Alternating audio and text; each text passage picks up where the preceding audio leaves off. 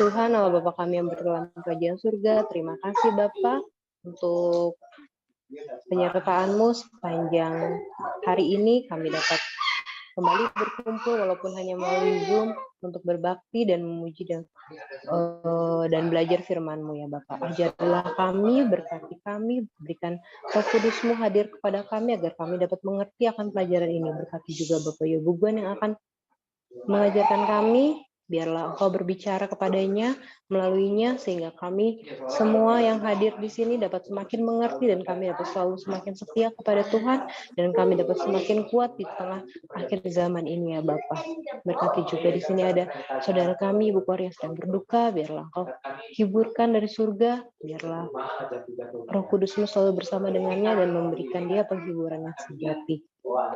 Mohon ampun segala pelanggaran dan dosa yang telah kami perbuat, karena kami berdoa hanya di dalam nama Yesus penebus dosa dan kesalahan kami. Amin. Amin. Amin. Oke, saat ini kita akan mendengarkan pelajaran yang akan dibawakan oleh Bapak Yobuguan. Silakan Pak Yobuguan. Terima kasih. Selamat malam semua, selamat pagi juga buat yang di luar negeri, selamat siang buat yang di Eropa.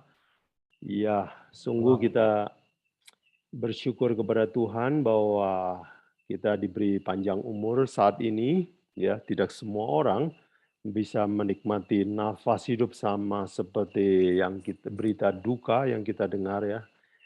Jadi kita ucapkan turut berduka sekali lagi buat Ibu Kori dan keluarga besar atas kehilangan sang kakak. Jadi saat ini kita bersyukur, kita diberi nafas hidup dan inilah kesempatan kita untuk belajar firman Tuhan ya. Tidak selamanya firman Tuhan itu terbuka. Itu sebabnya kita sangat bersyukur. Saya juga ucapkan terima kasih saudara sudah datang hadir on time ya. Dan mari kita gunakan waktu baik-baik. Kita akan belajar selama kurang lebih setengah jam. Baik, izinkan saya untuk presentasi. Lalu setelah itu saya persilakan saudara siapkan pertanyaan. Kalau saudara senang mencatat, ya bagus juga. Buatlah catatan dan ajukan pertanyaan untuk diskusi ya nanti. Baik, saya share screen kita. Apakah sudah muncul full screen? Oke. Sudah. Sudah ya? Oke. Ya, Ya, baik. Nah, mari saudara sekalian kita belajar bersama perumpamaan gaji pekerja di kebun anggur ya. Ini adalah ilustrasi yang terkenal tapi sangat jarang diingat-ingat lagi karena saking seringnya kita dengar ya. Dan saya beri nama gaji pekerja di kebun anggur. Baik, seperti biasa saya senang teratur outline pelajaran kita. Bagian 1 kita akan belajar latar belakangnya supaya kita bisa mengerti konteksnya dan menafsirkannya secara benar ya. Sebab seringkali kalau kita tidak mengerti latar belakangnya, tafsiran kita juga jadi salah ya. Baik, dan oke. Baik, ya bagian yang kedua adalah kita akan bahas isi ya perumpamaan, kemudian arti perumpamaan, dan yang keempat kita akan belajar aplikasi. Baik, kita belajar latar belakangnya ya. Nah, saudara perhatikan bahwa latar belakang dari Matius 20 adalah Matius 19. Matius 19 ayat 16 itu ada sebuah peristiwa yang terkenal, yaitu ada seorang muda yang kaya. Dia datang kepada Yesus mengajukan pertanyaan ini. Katanya, "Guru, perbuatan baik apa yang harus kuperbuat untuk memperoleh hidup yang kekal?" Lalu Yesus bilang, "Ya turuti 10 hukum." Lalu dia bilang, "Sudah dari kecil." Lalu Yesus bilang, "Kalau begitu jual hartamu, ikut aku." Lalu orang ini sedih sebab uangnya banyak, lalu dia pergi. Nah, kisah yang terkenal ini adalah salah satu latar belakang dari perumpamaan ini ya yang Yesus sekarang mau ajarkan kepada kita ya. Karena ada seorang muda kaya yang bertanya, "Saya kalau mau masuk surga harus melakukan apa?" Jadi orang ini selalu bertanya tentang upah, berkat, bagaimana usaha saya untuk masuk surga. Kemudian orang kaya ini akhirnya ditolak jadi murid Yesus. Petrus mulai kecewa ya. Dan Petrus bilang, kalau begitu susah sekali masuk surga. Kami ini, lalu Petrus bilang juga begini di dalam Matius 19 ayat 27. Petrus menjawab dan berkata kepada Yesus, kami ini telah meninggalkan segala sesuatu dan mengikut Engkau. Jadi apakah yang akan kami peroleh? Jadi sudah lihat pertanyaan orang muda kaya itu adalah, saya harus melakukan apa supaya dapat surga? Sekarang Petrus juga mengajukan pertanyaan, ini saya udah meninggalkan kerjaan saya, sekarang saya ikut Engkau, saya dapat apa? Jadi motifnya adalah upah, berkat. Hasilnya apa ikut Yesus? Oke, ini mungkin pertanyaan banyak orang juga ya. Dan menjawab dua kasus inilah Yesus menceritakan sebuah perumpamaan. Oh maaf, Yesus menjawab Petrus dengan mengatakan ini ya.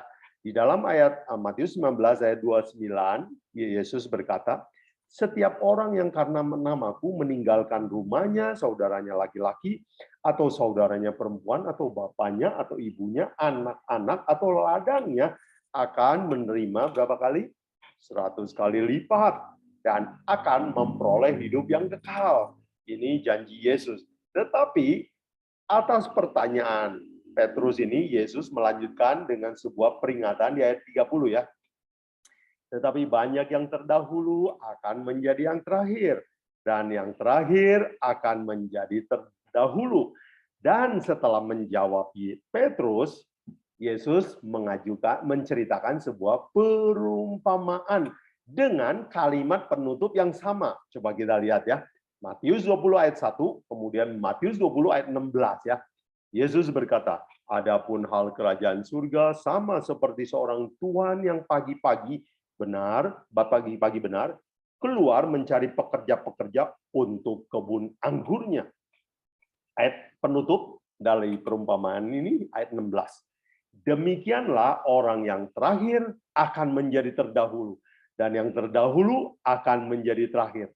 Nah, sekarang saudara mengerti latar belakangnya.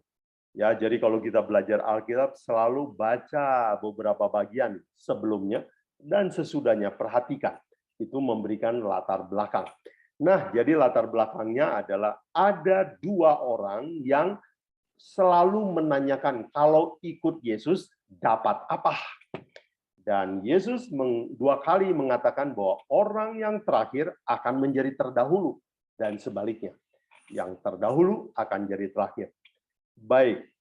Nah, jadi latar belakang untuk menjawab pertanyaan tentang upah ikut Yesus inilah Yesus menceritakan perumpamaan tentang gaji pekerja kebun anggur. Baik, saudara sekalian, mari kita sekarang belajar isi perumpamaan ini ya. Baik, perumpamaan ini ya dimulai dengan, mari kita baca Matius 20 ayat 1 dan 2, yaitu tuan ini mencari pekerja pagi-pagi sekali ya. Mari kita perhatikan, adapun, kata Yesus, hal kerajaan surga sama seperti seorang tuan rumah yang pagi-pagi benar keluar mencari pekerja untuk kebun anggurnya. Setelah ia sepakat dengan pekerja itu mengenai upah sedinar sehari, ia menyuruh mereka ke kebun anggurnya. Ya, rupanya ini adalah pekerja harian ya. Dan orang dulu upahnya adalah 1 dinar satu hari. Paling pagi. Baik, kemudian tuan ini keluar lagi pukul 9. Dia ketemu lagi ada orang yang nganggur di pasar. Dia bilang, kamu nganggur? Ayo kerja di kebun anggurku, mau? Nanti saya kasih upah yang pantas lah. Lalu dia mau pergi. Jadi dapat pekerja pukul 9 ya. Kemudian dia pergi lagi dan dapat pekerja pukul 12 ya. Pukul 12 dan pukul 3 petang. Ya, ada dua waktu ya. Pukul 12 dan pukul 3 petang dia keluar dan melakukan hal seperti tadi. Kemudian pukul 5 sore apa yang dia lakukan? Pukul 5 sore dia bilang, dicatat dalam Alkitab, ya kira-kira pukul 5 petang, ia keluar lagi dan dapati orang lain pula, lalu katanya kepada mereka, "Mengapa kamu menganggur di sini saja sepanjang hari?" Kata mereka kepadanya, "Karena tidak ada orang yang mengupah kami." Katanya kepada mereka, "Pergilah juga ke ladang, ke kebun anggurku." Jadi saudara lihat, ya, pukul 5 adalah pekerja yang udah hampir nggak bisa dapat gaji, nggak ada kemungkinan bekerja. Tetapi mereka beruntung pukul 5 masih juga dipanggil, ayo kerja. Jadi mereka kerja paling sebentar ya. Dan waktu gajian pun tiba ya. Dicatat dalam ayat 8 dan 9, ketika hari malam Tuhan itu berkata kepada mandornya, "Panggillah pekerja itu, bayar upah mereka, mulai dari masuk yang terakhir hingga mereka yang terdahulu." Maka datanglah yang mulai bekerja kira-kira pukul 5 dan mereka menerima masing-masing 1 dinar, semua 1 dinar. Ternyata gaji yang dibagi yang sama ini ternyata membuat pegawai yang kerja dari pagi-pagi ini terkejut dan mengomel ya. Kita baca di ayat ke-10. Maka kemudian datanglah mereka yang terdahulu, masuk terdahulu. Sangkanya mereka akan dapat lebih banyak, tetapi mereka pun menerima masing-masing 1 dinar juga. Ketika mereka menerimanya, mereka apa? Bersungut-sungut kepada Tuhan itu. Katanya, "Mereka yang masuk terakhir ini hanya bekerja 1 jam.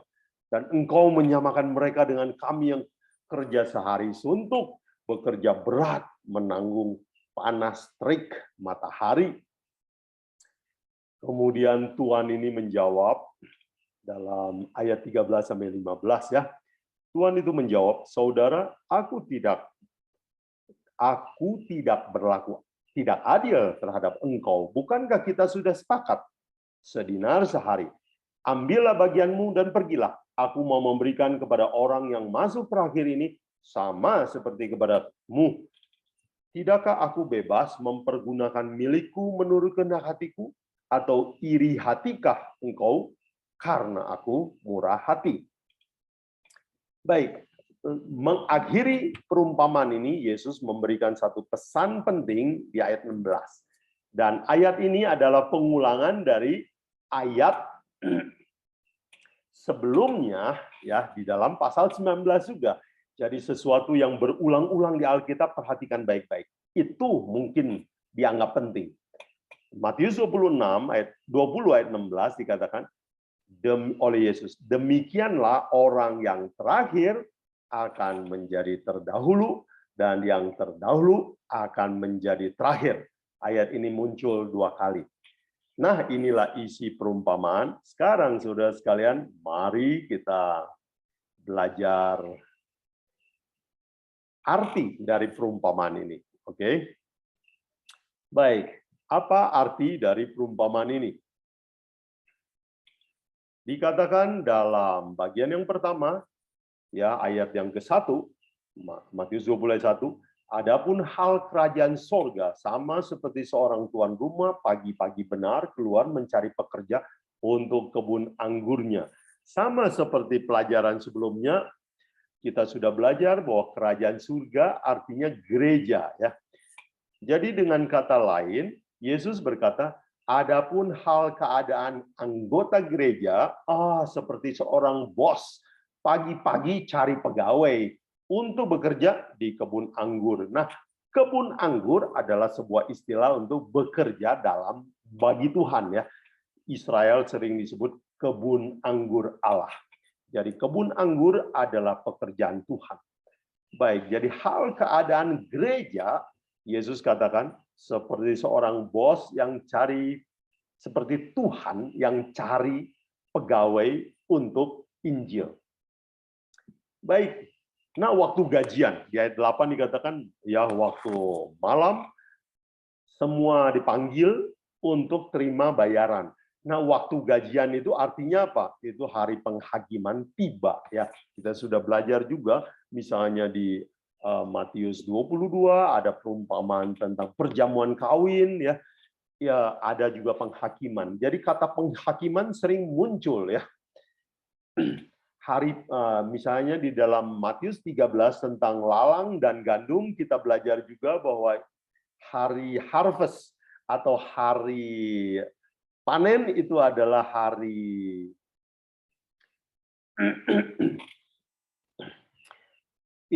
hari penghakiman.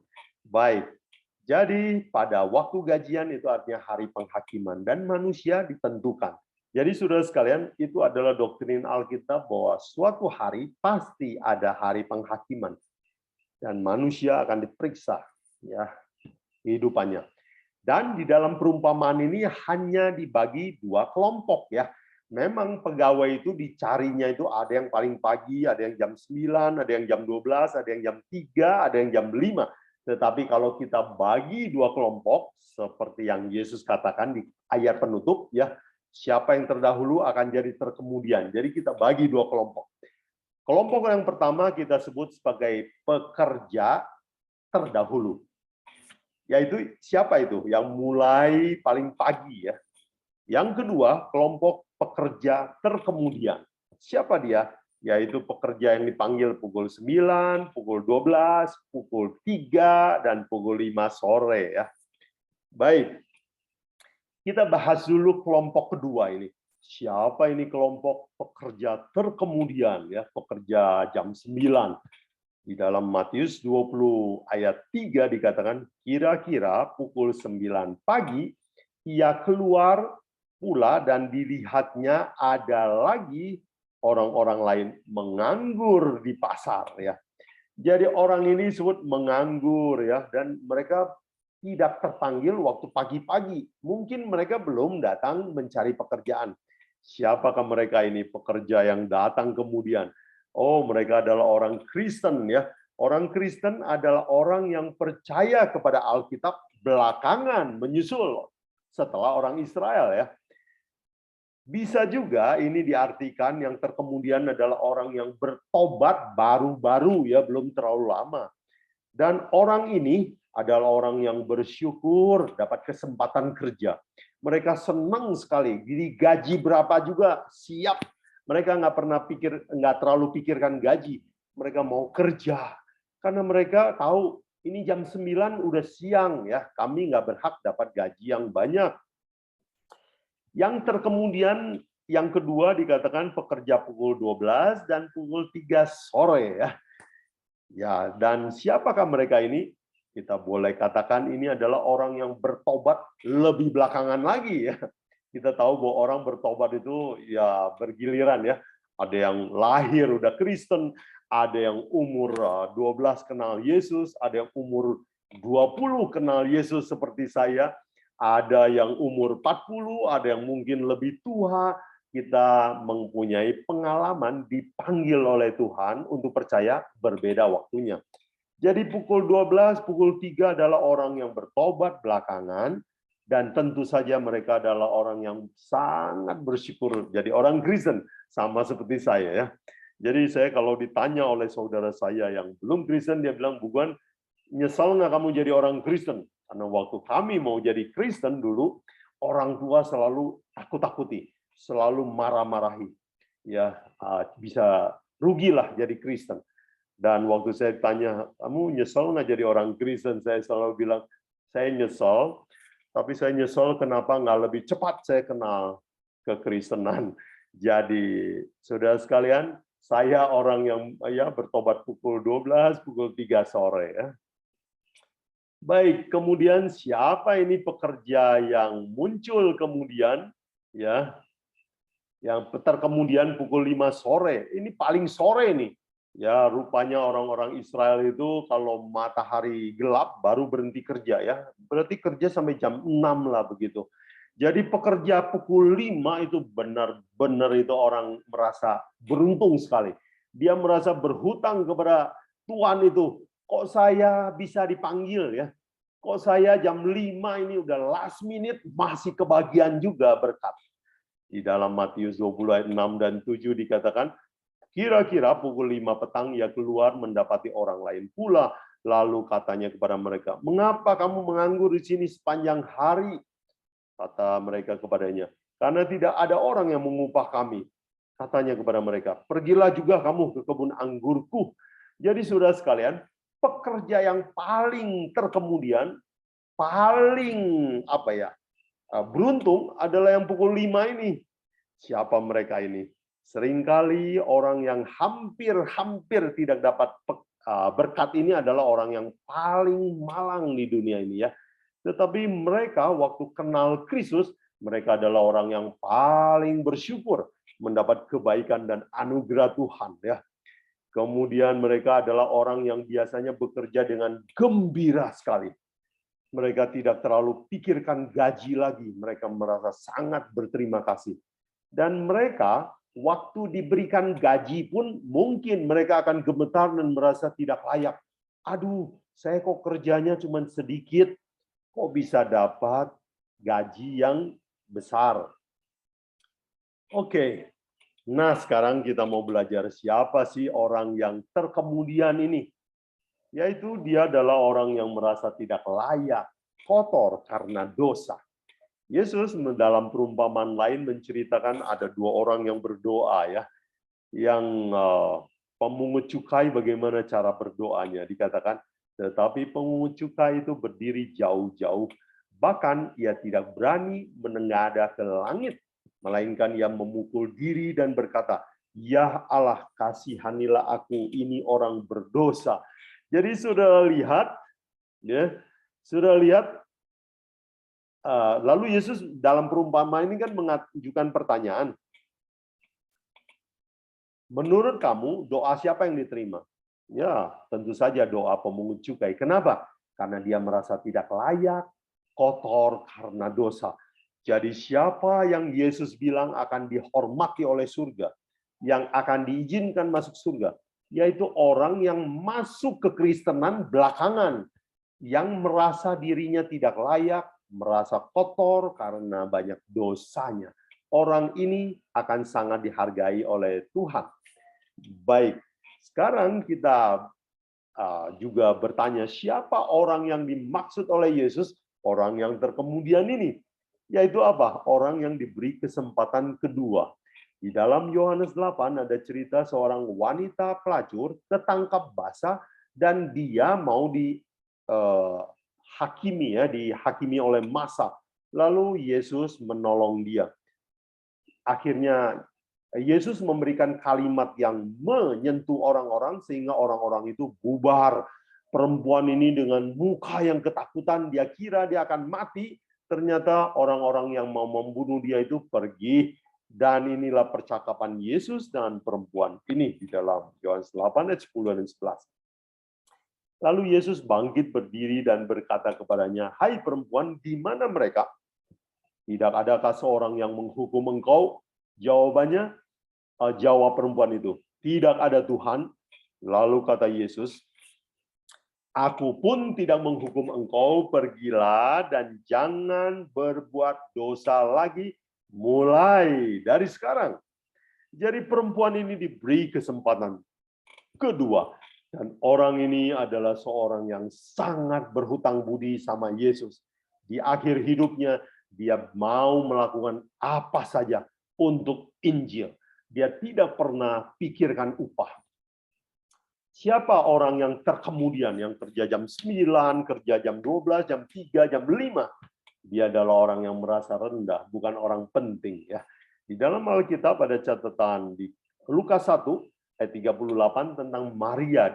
Maria adalah seorang perempuan miskin, perempuan desa, didatangi oleh malaikat Gabriel. Kalau sudah tahu bahwa malaikat Gabriel adalah malaikat yang pangkatnya di bawah Yesus, ya.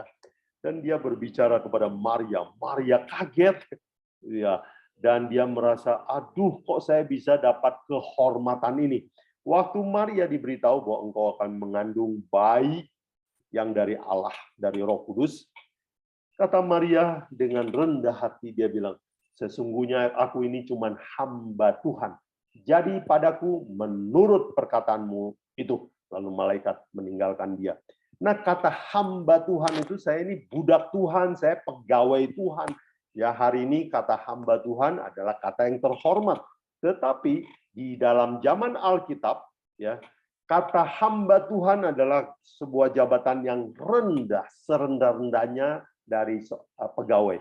Ya, mungkin ada yang jadi manajer, ada yang jadi bendahara, tetapi pekerjaan yang paling bawah namanya hamba. Jadi Maria merasa bahwa, aduh saya ini siapa, kok bisa dapat kehormatan segininya? Jadi orang yang rendah hati merasa bukan orang penting adalah orang yang disebut terkemudian dalam perumpamaan ini. Sekarang kita mau belajar kelompok pertama. Siapa pekerja yang dimaksud paling pagi itu atau yang terdahulu ya. Baik. Dia adalah orang yang tidak puas dan menyalahkan Tuhan menurut Lukas 20 ayat 10 dan 11 ya. Kemudian datanglah mereka yang masuk terdahulu, sangkanya, ya saya kasih garis bawah ya, dia menyangka akan mendapat lebih banyak, tetapi mereka pun menerima masing-masing 1 dinar saja. Ketika mereka menerimanya, mereka bersungut-sungut kepada Tuhan itu. Siapa ini pekerja terdahulu? Dia adalah orang Kristen ya, tapi suka ngomel sama Tuhan ya. Oke, dan orang ini motifnya diungkap oleh Tuhan ini. Kita baca di Matius 20 ayat 13 dan 15 dikatakan, tetapi Tuhan itu menjawab seorang dari mereka, saudara, aku tidak berlaku tidak adil terhadap engkau, bukankah kita telah sepakat sedinar sehari? Ambil bagianmu dan pergilah. Aku mau memberikan kepada orang yang terakhir ini sama seperti kepadamu. Tidakkah aku bebas menggunakan milikku menurut kehendak hatiku, atau iri hatikah engkau? Jadi motif orang ini adalah dia lupa perjanjian kerja. Yang kedua, dia adalah seorang yang lupa bahwa tuannya itu adalah seorang yang penuh dengan murah hati. Dan yang ketiga, dikatakan oleh Tuhan ini, perumpamaan ini, dia adalah seorang yang iri hati, suka membanding-banding. Tadinya suka bekerja di kebun anggur, tetapi setelah lihat gaji orang lain, jadi iri. Jadi dia orang yang suka membanding-bandingkan. Nah, mari kita belajar, saudara sekalian, siapa orang ini? Orang ini adalah orang Kristen yang suka pakai sangkanya. Nah, kata sangkanya ini adalah sebuah kata yang penting, saudara sekalian. Alkitab meminta kita untuk ikut Yesus dan percaya dengan apa? Iman. Iman itu artinya tidak pakai perasaan, tidak pakai pendapat kita, tapi ikut setiap firman yang Tuhan bilang. Jadi sangkanya artinya orang ini pakai perasaan, pakai pendapat, dan itu bukan iman. Saudara sekalian, seringkali banyak orang Kristen tertipu. Ya, dia banyak sangka ya. Menyangka Yesus itu baik, hidup saya akan diberkati. Dia menyangka bahwa Tuhan tidak akan menghukum orang yang sudah masuk Kristen. Sangka dia tidak belajar firman Tuhan baik-baik, dia hanya pakai perasaan ya. Saudara mungkin pernah lihat orang yang pakai perasaan untuk mengukur kehendak Tuhan. Misalnya, kalau saya berdoa saya dapat damai sejahtera. Ini berarti Tuhan setuju. Kalau saya tidak damai, berarti Tuhan tidak setuju. Nah, orang-orang ini adalah orang yang terdahulu, tetapi banyak menggunakan sangkaan-sangkaan. Itu bukan iman. Jadi saudara sekalian, definisi iman, ingat Roma 10 ayat 17 bilang, iman timbul dari pendengaran akan firman Allah, bukan pendapat, bukan perasaan. Siapakah orang ini? Orang ini adalah orang yang iri ya, suka membandingkan ya. Orang ini adalah orang yang merasa saya benar ya. Tindakan saya benar, hidup keagamaan saya benar. Agama saya lebih benar. Jadi dia sombong rohani.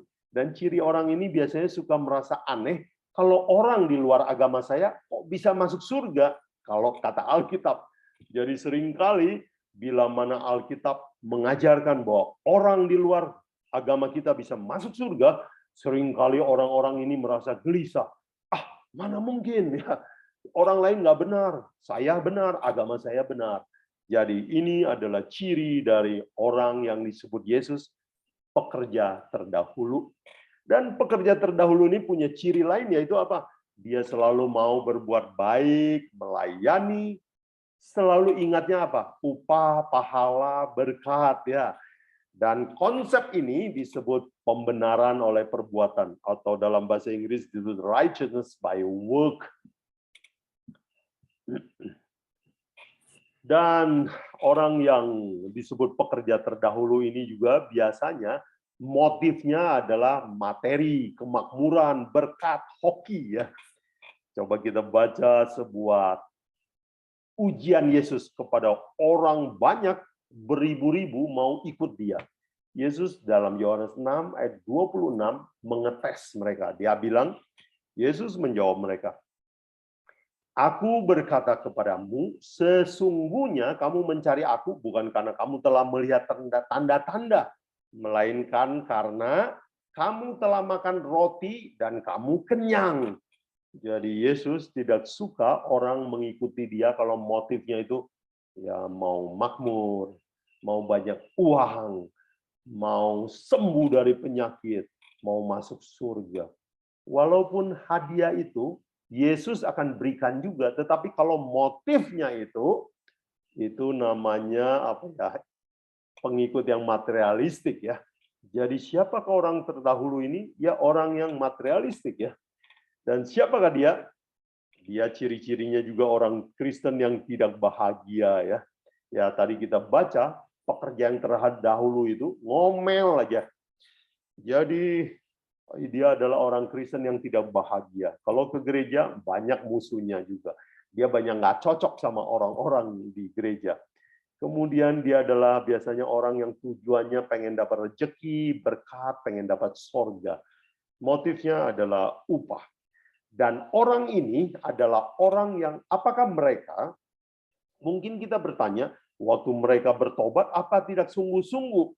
Nah, menurut perumpamaan ini, orang ini waktu bekerja, dia sungguh-sungguh. Dia hanya menjadi kecewa waktu dia membandingkan dengan orang lain. Jadi, saya ingin sebutkan bahwa orang ini juga adalah orang Kristen yang awalnya percaya dan menurut. Mereka janji setia ikut Yesus apapun akibatnya, tetapi dalam perjalanan hidup lupa prinsip anugerah Allah. Mereka kehilangan fokus dari Yesus, mulai memikirkan diri sendiri. Mulai kalau egonya tersinggung, dia mulai marah. Dia lupa bahwa dia pertama ya mau ke gereja karena percaya Yesus Kristus, ya. Dan perumpamaan ini ditutup oleh Yesus dengan peringatan ini, ya. Matius 20 ayat 16. Demikianlah orang yang terakhir akan menjadi terdahulu, dan yang terdahulu akan menjadi terakhir. Jadi sekarang kita mengerti siapa yang disebut orang yang terakhir, orang yang merasa berdosa, orang yang merasa beruntung sekali bisa ikut Yesus, orang yang tidak merasa bahwa dia layak masuk surga. Siapa orang yang terdahulu? Yaitu orang yang duluan bertobat. Banyak jasanya untuk pelayanan Tuhan. Tetapi mereka lupa akan janji semula. Mereka merasa dirinya berhak masuk surga. Mereka adalah orang, tanda kutip, sombong secara rohani, merasa agamanya benar dan perbuatannya benar. Dan orang-orang ini ditolak masuk surga.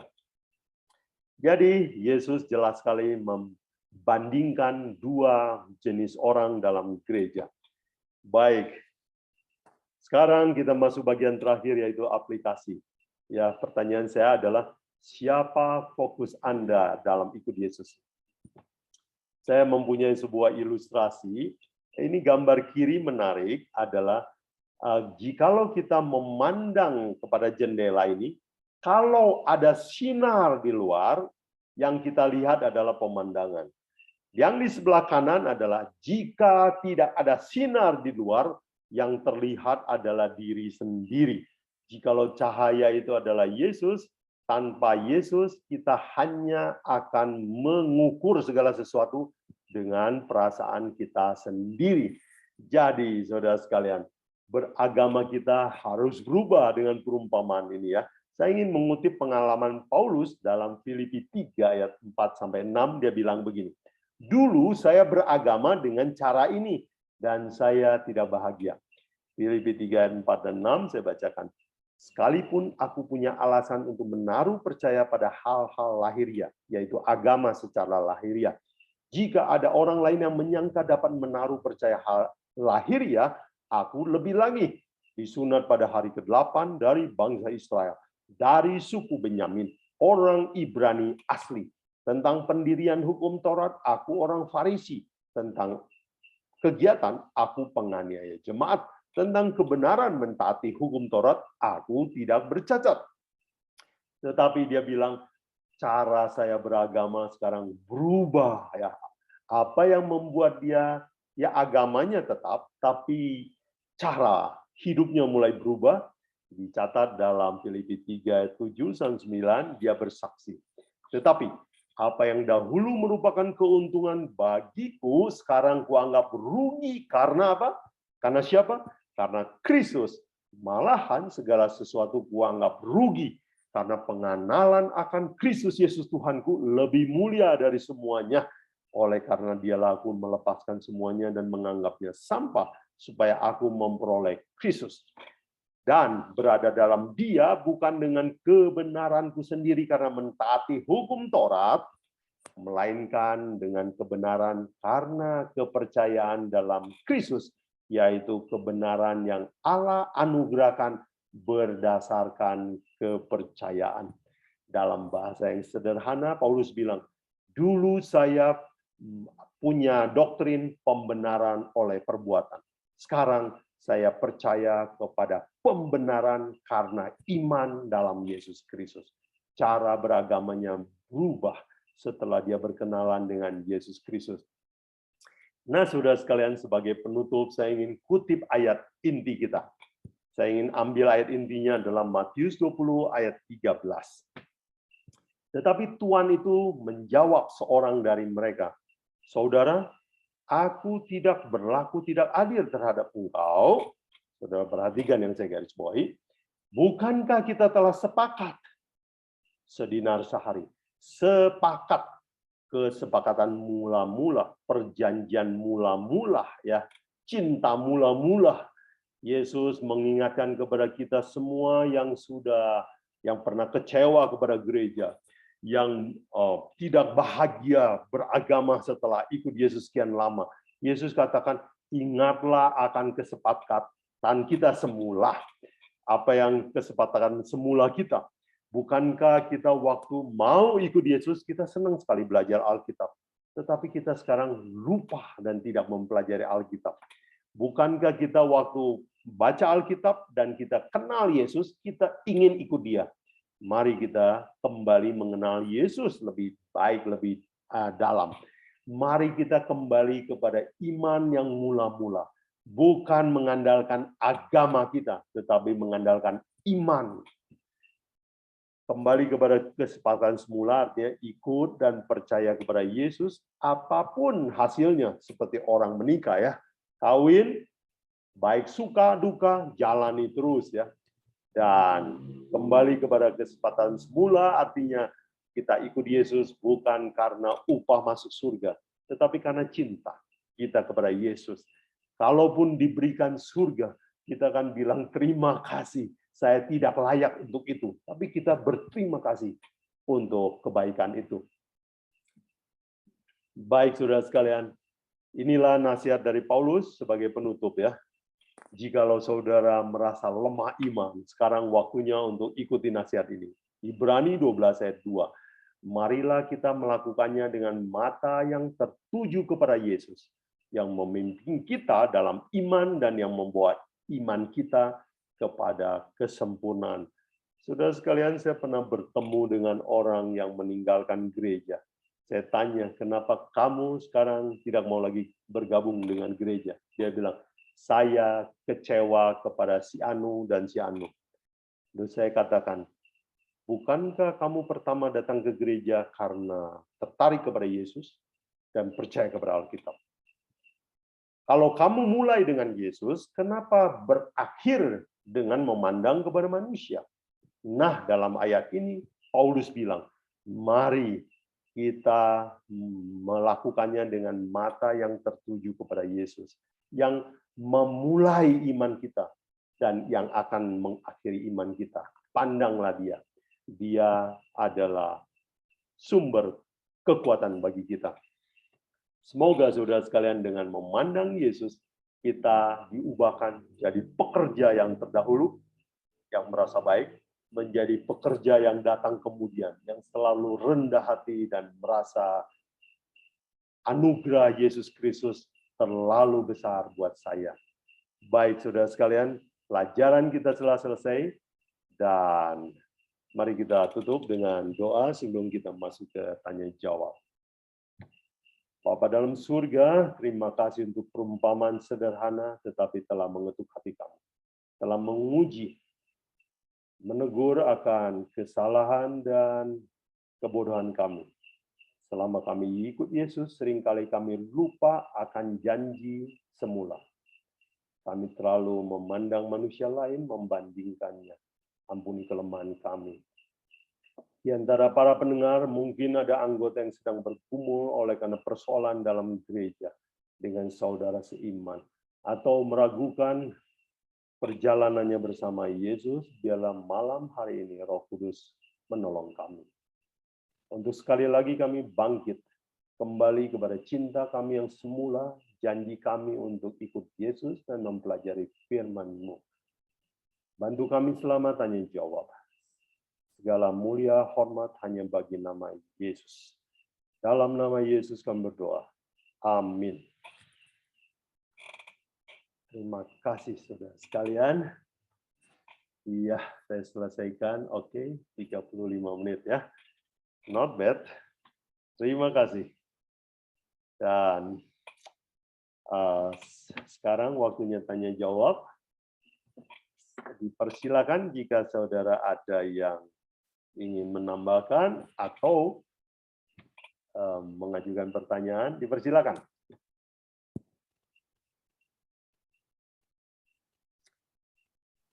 Saya harap pelajarannya cukup ringkas ya. Saya berusaha untuk ringkas. Tapi kadang-kadang itulah banyak yang mau disampaikan sehingga saya takut kurang ringkas. Jadi semoga ya cukup ringkas. Thank you. Apakah ada? Silakan kalau saudara mau ketik di kolom chat juga boleh. Pak Togu? Silakan. Halo Pak Togu. Halo, Shalom. Shalom. Kita semua, khususnya Bu Kori Singer, Tante, kami turut berduka cita. Kiranya Tuhan memberkati semua seluruh keluarga, Bu ya, sehat-sehat. Amin. Terima kasih Pak Buguan. Memang tadi Pak Buguan telah menjelaskan bagaimana tentang kerajaan sorga kan. Ini memang tidak gampang untuk memahaminya kita sebagai umat Kristen. Nampak sederhana, tapi sulit untuk dilakukan. Itu karakter-karakter seperti tadi yang dari mulai jam 7 sampai jam sore tadi itu memang terjadi di semua gereja maupun di umat Kristen yang merasa dia sudah lebih terberkati, yang sudah berbuat, tapi ya lebih baiklah daripada tidak mengikut Yesus, kan gitu Bu Guan ya. Cuman gini Pak Buguan, saya mau menyampaikan ini, ada pandangan tentang perbedaan apa itu berbedanya tentang hal kerajaan sorga dan kerajaan Allah. Nah, ini dulu Bu Buguan, ini ada di Alkitab juga saya lihat itu. Ada tentang, kalau di Matius kerajaan Allah kali ya, atau kerajaan sorga kali ya. Di Lukas kerajaan Allah, itu bagaimana perbedaan atau hanya berupa penempatannya aja menyampaikan itu, Bu Buguan. Terima kasih. Terima kasih. Ia seringkali digunakan bergantian ya. Jadi kerajaan Allah, kerajaan sorga sama ya. Yang dimaksud sama. Kerajaan sorga adalah kerajaan Allah juga. Dan kerajaan Allah itu juga punya dua arti. Bisa kerajaan yang di atas sana, bisa artinya umat Allah. Itu kerajaan Allah juga. Misalnya di dalam Daniel 2, dalam nubuatan dikatakan di akhir zaman, nanti Allah akan mendirikan kerajaannya di dunia ini. Itu artinya apa? Dia akan utus raja, Mesias artinya raja, ke dunia ini untuk mendirikan sebuah kerajaan, yaitu kerajaan rohani ya. Jadi kerajaan sorga itu bisa kerajaan yang di atas langit sana, bisa juga umat Tuhan yang di dunia ini. Karena rajanya kan ada, yaitu Yesus ya. Kerajaannya Allah ada. Jadi seringkali kerajaan sorga sama kerajaan Allah digunakan bergantian, sama itu maksudnya, nggak beda. Ya, terima kasih tadi sudah ada tanggapan ya. Oke, apa itu menjawab Pak Togu?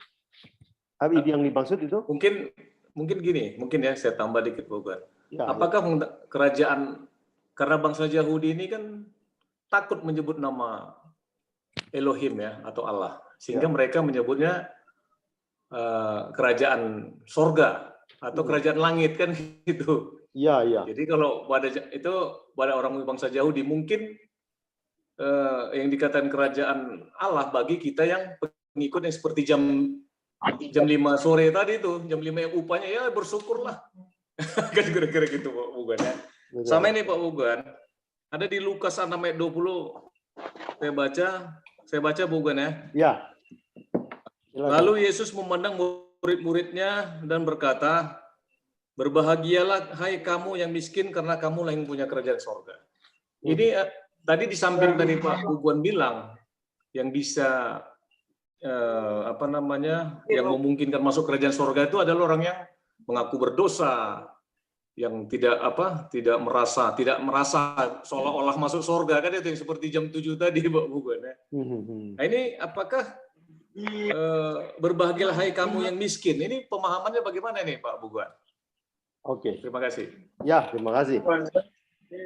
Ya, Pak Togu, betul yang Pak Togu selalu tadi, bahwa berbahagialah kamu yang miskin itu orang yang itu miskin secara rohani. Ya, dia merasa bahwa aduh saya ini jahat sekali. Kalau hidup saya dicatat oleh Tuhan, waduh nggak akan masuk surga saya. Maaf sebentar ya. Ya.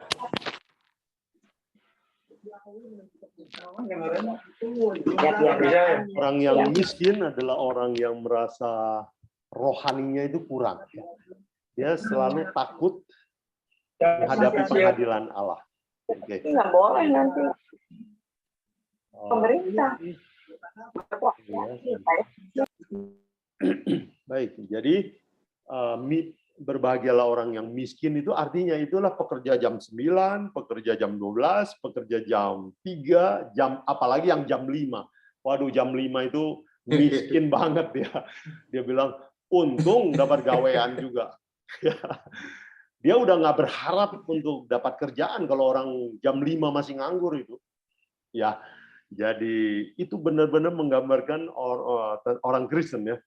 Ya, waktu kita bertobat kan seringkali kita merasa pekerja seperti pekerja jam 5, jam 3 gitu ya. Aduh, terima kasih Tuhan. Tapi dalam perjalanannya kita agak lupa.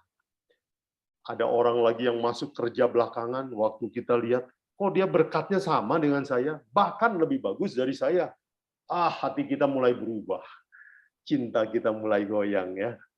Oke, betul. Yang miskin di hadapan Allah adalah pekerja jam 9, pekerja jam 12, jam 3, jam 5. Begitu, jadi Pak Buguan, yes. Kalau menurut orang Kristen tentang yang selama ini Pak Buguan pahamilah, saya rasa kurang paham tentang keagamaan Kristen saya sebenarnya misalnya. Yang tentang kerajaan sorga menurut pemahaman orang Kristen itu kenapa?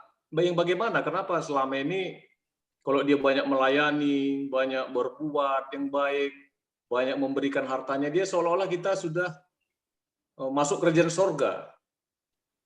Nah, jadi sebenarnya menurut pemahaman itu bagaimana itu Pak Buguan? Kan banyak orang Kristen menyatakan kerajaan sorga itu kalau yang indah-indah aja, dapat berkat, dapat uang, kaya raya. Jadi kalau yang miskin juga tidak mendapatkan hal kerajaan sorga, itu pemahaman orang Kristen kayaknya seperti itu Buguan. Bagaimana pendapat Pak Buguan? Terima kasih Pak Togu. Penting ini disinggung oleh Pak Togu ya. Jadi kerajaan sorga itu sekarang pemahaman orang, Ya kalau ikut Yesus banyak berkatnya ya, mobilnya nanti lebih bagus ya, rumahnya lebih bagus, keluarga bahagia, badan sehat, duit banyak, cuan terus tiap hari. Tiap hari langit biru ya. Wah. Iya. Tapi nah itulah yang saya pernah bilang bahwa itu adalah tipuan ya, tipuan rohani, itu khayalan itu, mitos rohani yang diciptakan oleh iblis dimasukkan ke dalam gereja.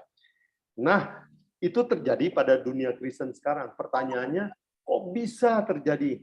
Bisa, sebab ingat penabur benih itu, Yesus menaburkan benih gandum, tetapi iblis juga malam-malam tabur juga benih yang lain di ladang, jadi tumbuh bersama-sama.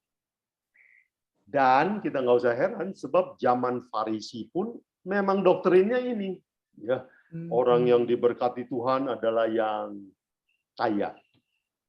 Satu kali saya berusaha menerangkan bahwa orang yang memamerkan mujizat itu ajaran sesat.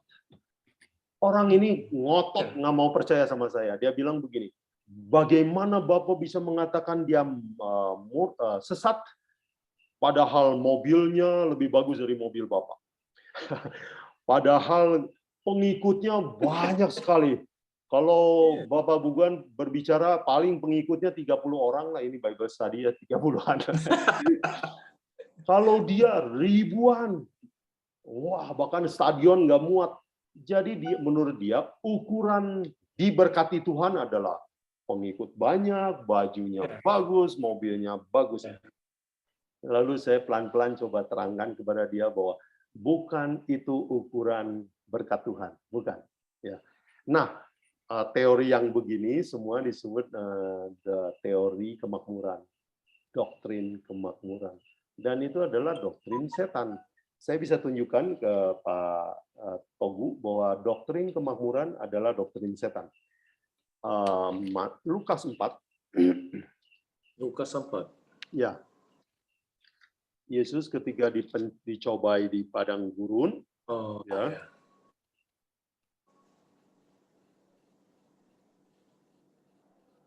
Ayat 7 ya, kata iblis. Ayat 6 dan 7 ya. Ya, dari Lukas 4 ayat 6 dan 7 kan iblis bilang, segala kemuliaan ini saya punya yang di dunia ini. Kamu sembah saya, maka aku akan, jadi jikalau engkau menyembah aku, ayat 7, seluruh dunia ini akan jadi milikmu. Itu doktrin setan. Apa jawab Yesus? Hanya iblis. Ya. Ya, hanya kepada Allah saja engkau berbakti. Ya. Jadi doktrin itu adalah doktrin setan. Satu kali, ini cerita menarik nih ya, di Facebook, mungkin Pak Teguh nggak tahu pernah dengar gak cerita ini? Ada seorang eksperimen di Facebook. Dia mencantumkan Lukas 4 ayat 7. Ya. Dia kutip gini. Jadi jika engkau menyembah aku, seluruhnya akan menjadi milikmu. Seluruh dunia akan menjadi milikmu. Orang ini mendapat ribuan amin dari follower semua. Setelah dapat ribuan amin, dia baru bilang, maaf, itu yang tadi ucapan iblis. Dan eksperimennya berhasil. Ternyata orang Kristen gampang sekali ditipu kalau ditawarkan yang makmur itu. Saya suka sekali eksperimen itu. Ya ada di Google bisa dicari orang yang bereksperimen dengan ucapan iblis dan dapat ribuan amin. Hanya beberapa orang yang kritis bilang, itu ayat seperti ucapan iblis. Baru dia ngaku. Jadi itu adalah doktrin dari setan yang disusukan ke dalam gereja. Nah, kenapa kita perlu Bible study? Supaya kita kembali ke jalan yang benar. Sebab kita ini ditipu-tipu. Ya, kita ini seperti pekerja pukul 7 ya, paling pagi. Kita rasa, Tuhan itu baik. Oh iya, dan di dalam perumpamaan kan dibilang, pegawai yang paling pagi itu disangkanya dia dapat. Nah, kata disangka catat baik-baik itu. Orang Kristen sekarang sebenarnya bukan hidup oleh iman, hidup oleh sangka-sangka. Sedih sekali. Oke, jadi kembali kepada Alkitab, Bible and Bible only. Prinsip reformasi itu, prinsip reformasi Protestan. Begitu ya. Thank you Pak Togu. Tapi memang angkat topik ini. itu bukan memang ya. Memang kadang-kadang kita sebagai ya kita bilanglah pengikut Kristus ya, merasa juga kok dalam mengikut Kristus itu penuh penderitaan atau penuh tantangan kan gitu. Orang yang Iya, kita lihat di mata sendiri misalnya berbuat curang, berbuat apa, hidupnya eksis terus. iya. Jadi kadang-kadang mau juga bertanya dalam hati kita, bagaimana sebenarnya kehidupan ini kan gitu bukan ya? Betul. Ya itulah sifat manusia kemanusiaan itu tadi, atau karena kurang kuat keimanan kita. Saya rasa itu aja. Betul, betul. Nah, itu sebabnya kita perlu belajar Alkitab. Nah, kalau kita belajar Alkitab, kesusahan dunia ini cara pandang kita berbeda. Memang dunia ini sebenarnya bukan tempat kita, makanya banyak susah. Banyak susah. Kalau dunia ini terlalu enak, nanti kita nggak merindukan surga kan? Jadi dunia ini harus tidak enak juga sih. Ada kematian, ada sedih ya, ada sakit ya. Oh, tadi siapa itu Pak Halim ya? Cepat sembuh ya. Selamat malam, Pak. Lanjut, Selamat malam, Pak Iwan. Oh ya, Selamat sebentar malam. ya, Pak Harmono setelah ini ya. Ya. Jadi Ya. baik, di dunia ini Pak Togu memang banyak penderitaan karena dunia ini bukan tempat kita.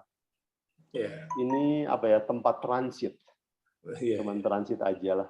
Cepat-cepat packing mau pulang kita. Ya Pak Togu ya.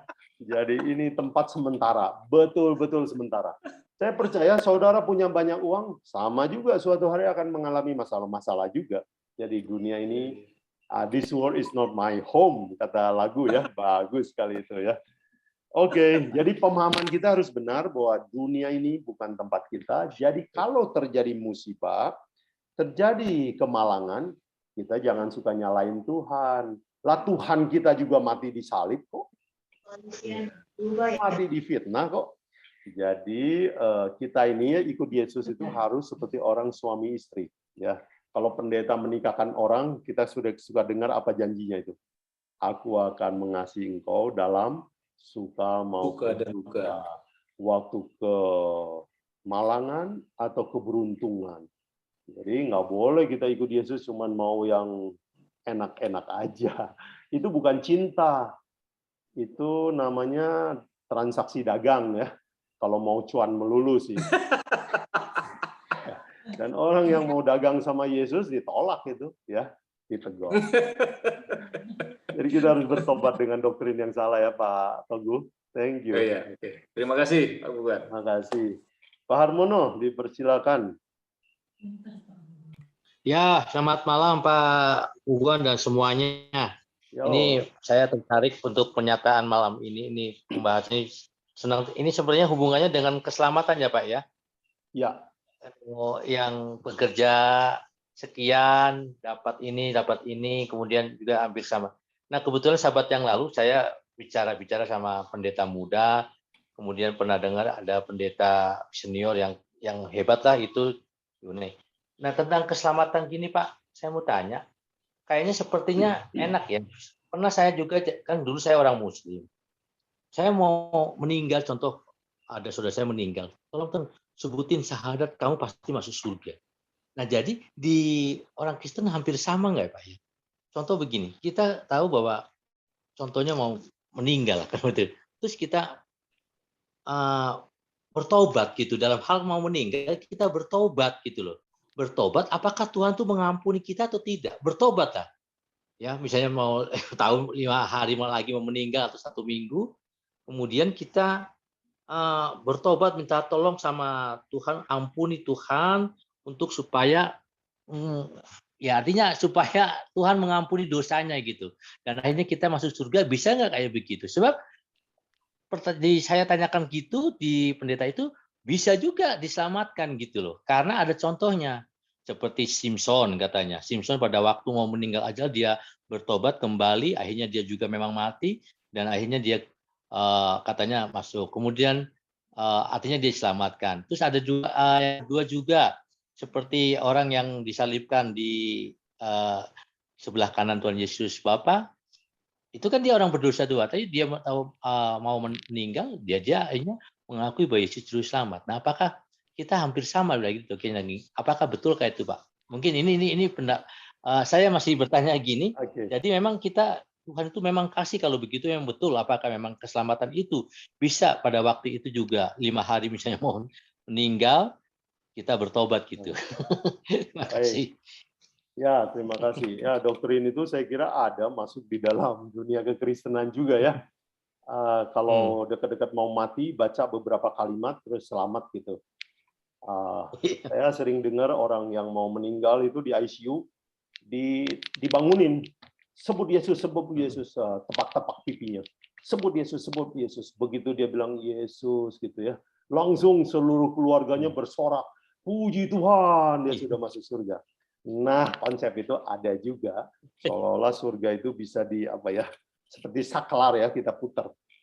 Baik, untuk menjawab pertanyaan doktrin keselamatan yang tadi Pak Harmono tanya itu, sebenarnya ya orang bertobat di akhir hidupnya, prinsipnya kalau bertobat sungguh-sungguh boleh ya. Itu pekerja jam 5 itu, bukan jam 5 lagi, jam 6 kurang 10 itu. Hampir mau gajian itu ya. Nah, tapi untuk menjawab, ada sebagian orang yang sebenarnya itu dia nggak bertobat. Dia cuma takut masuk neraka. Nah, bedakan ya. Siapa yang cinta kepada Yesus dan siapa yang takut neraka. Jadi motifnya itu takut sama cinta. Untuk mengetes itu, Yesus menceritakan sebuah perumpamaan dalam Matius 22, yaitu perjamuan kawin.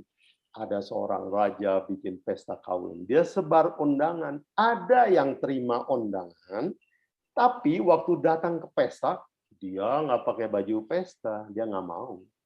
Apa artinya? Ada orang yang mau terima Yesus, tapi dia nggak mau berubah tabiatnya. Jadi Yesus jelas sekali memberitahukan kepada kita bahwa di hari penghakiman semua akan diungkap. Yang tobat-tobat karena takut itu akan ketahuan juga. Jadi kita nggak usah menghakimi juga. Wah, ini tobatnya bohong atau enggak. Maksud saya kita menguji hati kita masing-masing. Ya. Jangan selalu percaya bahwa tobat nanti aja. Ya. Sebab orang yang tidak ada niat untuk berubah tabiatnya, itu tidak akan ditolak untuk masuk surga. Begitu Pak Harmono. Oke.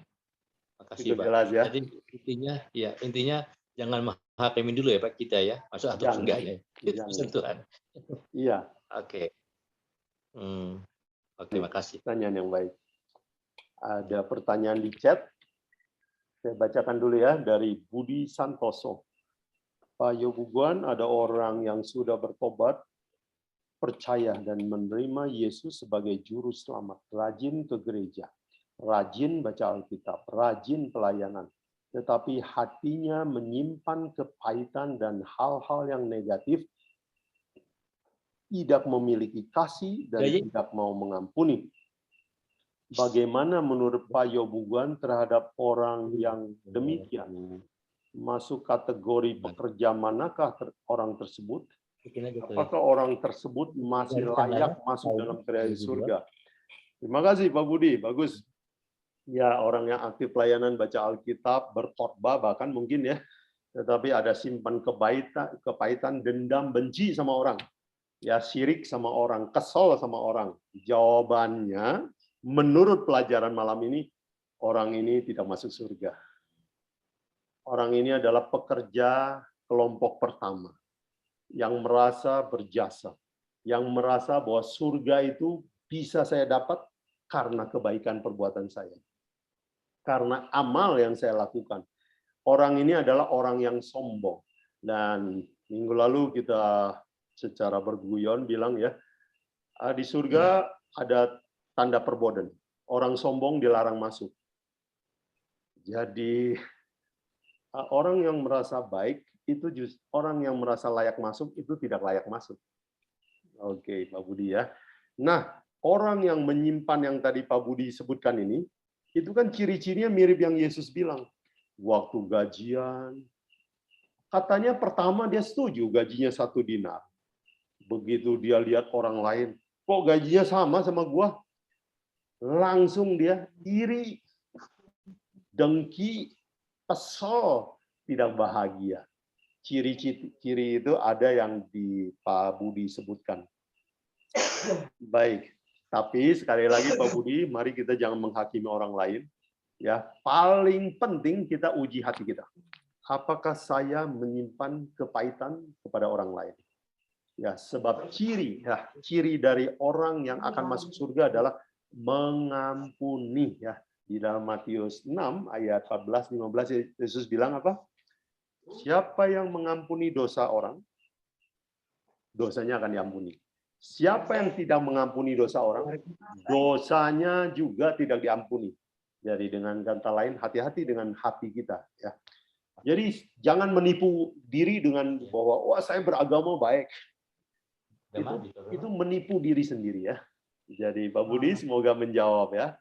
Thank you. Apakah itu menjawab? Semoga ya. Baik, saya undang komentar atau penanya lain.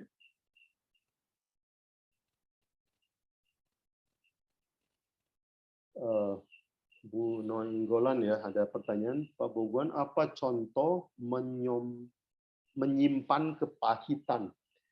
Oh iya, kepahitan itu adalah istilah untuk apa ya namanya? Perasaan negatif yang pernah teralami ya, pahit, kita pernah mengalami kejadian negatif dengan orang itu. Jadi kita simpan terus. Ya, ada orang yang kalau lihat muka orang yang pernah dia benci itu langsung moodnya berubah ya. Itu kepahitan. Ya, kata kepahitan saya kira ada di Alkitab di Perjanjian Baru ya. Oke, jadi contoh kepahitan adalah simpan pengalaman lama yang buruk ya dalam hati. Apa itu yang Pak Bu Nainggolan tanyakan? Ya. Bu Nainggolan ayatnya di Efesus 4 ayat 31 ya, kata kepahitan. Boleh saya baca? Efesus 4 ayat 31. Segala kepahitan, kegeraman, kemarahan, pertikaian, dan fitnah hendaklah dibuang di antara kamu. Ya. Jadi kepahitan harus dibuang katanya. Geram itu marah ya. Lebih dari marah kalau geram ya. Kemudian, ayat berapa tadi Pak? Efesus 4 ayat 31. Oke. Perhatikan juga kata fitnah ya. Fitnah itu gosip juga fitnah ya. So, kadang-kadang kita orang Kristen kalau fitnah orang nggak berani, tapi gosipin orang kita lancar. Sebenarnya itu sifat-sifat setan kita pelihara ya. Hati-hati membicarakan kelemahan orang. Hati-hati. Kalau kita membicarakan kelemahan orang bukan untuk menolong, kita sedang bergosip. Begitu ya. Thank you Bu Nainggolan. Terima kasih Pak. Terima kasih juga. Kita undang komentar yang lain. Silakan.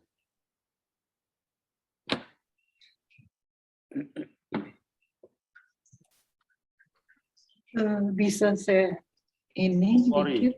Ya, persilakan Bu Kori. Berarti satu-satunya yang paling penting hubungan kita dengan Yesus Kristus lebih erat. Jadi semakin kita lebih erat, semakin fokus kita melihat Yesus Kristus, jadi kita terkontrol dengan Yesus Kristus, mampukan kita melalui Roh Kudus ya. Ya. Ya. Amin, betul. Hubungan itu penting sekali. Ya. Makanya Yesus di dalam misalnya Matius 7 ya ayat 21 sampai 24 bilang pada akhir zaman aku akan bilang sama orang yang banyak pelayanan itu, hanyalah kamu saya tidak kenal. Wah, kata itu apa maksudnya tuh? Ya, berarti hubungan itu penting sekali. Ya. Kenal, bergaul, mengikuti firman-Nya, belajar firman-Nya. Jadi kenal itu adalah kata kunci, betul Bu. Jadi sekarang dengan belajar perumpamaan ini kita mengerti bahwa agama tidak akan menyelamatkan siapapun. Wah. Saya tambahkan dikit. Ya, Bu Kori. Sejak saya mengikuti pelajaran Alkitab tiap hari Senin, terus saya mendapatkan pelajaran kalau kita ikut Yesus Kristus, jangan merasakan selalu enak-enak, jalannya mulus. Terus saya belajar dari sini, justru saya bilang ke suami saya, kita tiap hari udah siap menghadapi masalah, tapi kita ada Tuhan. Jadi saya rasanya kayaknya kalau ada masalah, kita udah siap untuk menerimanya. Jadi seakan-akan jangan selalu kita mengharapkan yang enak-enak kita akan terima. Betul. Jadi melalui pelajaran ini saya kayaknya rasakan kayak dikuatkan untuk udah siap menerima apapun yang terjadi. Amin. Amin. Betul. Dan Alkitab memang memberi kesan itu. Ya, misalnya di dalam cerita Daniel 3 ya Bu Kori. Ya. Anak-anak muda yang setia berdoa dimasukkan ke dapur api ya. Jadi doanya seperti nggak dijawab. Tetapi Alkitab bilang Tuhan berjalan bersama anak-anak itu, anak-anak muda itu di dalam api. Nah, itu konsep besar dalam Alkitab ya. Tuhan nggak pernah menyingkirkan kesusahan dari hidup kita. Tetapi Dia mau berjalan bersama kita dalam kesusahan. Lebih bagus bukan? Kalau ya seandainya kesusahan disingkirkan dari hidup orang Kristen, kita adalah orang Kristen yang lembek ya. Mungkin apa itu? Ototnya kecil-kecil ya. Daya tahannya sedikit. Anak kita tahu kan Bu Kori ya, kalau mau didik anak-anak harus diberi kesusahan sedikit ya. Anak-anak yang dimanja nggak pernah sukses dalam hidupnya. Itu sebabnya waktu anak-anak saya waktu udah selesai SMA, saya bilang, kamu sekarang saya kirim ke tempat yang jauh. Kamu hidup di sana sendiri, berjuang sendiri, kamu harus belajar tanpa orang tua. Memang ada satu statement katanya pohon tanamnya jangan terlalu dekat ya. Kalau itu anak dekat sama orang tua terus jarang dia mandiri. Jadi perlu sewaktu-waktu kasih kesusahan. Oke, ya. Bu Kori terima kasih ya untuk kesaksiannya. Itu ya Bu Kori ya. Ya, terima kasih. Semoga kita lebih kuat. Ya, kesusahan adalah cara Tuhan melatih kita. Baik, kita undang komentar yang malam Pak Puguan. Halo Pak Edi ya? Ya. Silakan Pak Pak Edi. Puguan, dari perumpamaan ini memang kalau kita perhatikan secara manusia ya, orang yang kerjanya jauh lebih panjang secara manusia memang layak menerima upah yang lebih banyak daripada orang yang bekerja pendek secara manusiawi.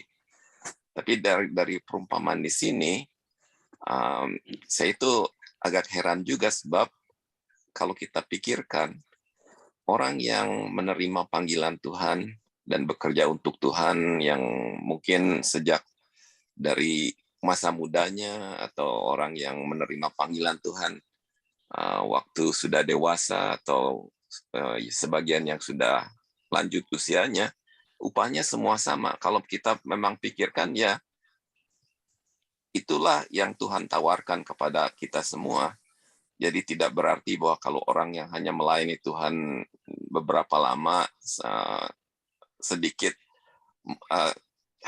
maaf nih, kalau orang yang menerima panggilan Tuhan dan melayaninya singkat begitu, upahnya itu bukan 100 tahun di surga, atau orang yang bekerjanya 10 tahun, upahnya mungkin lebih panjang 300 tahun, tapi kan upah dari Tuhan itu semuanya sama, kehidupan yang kekal.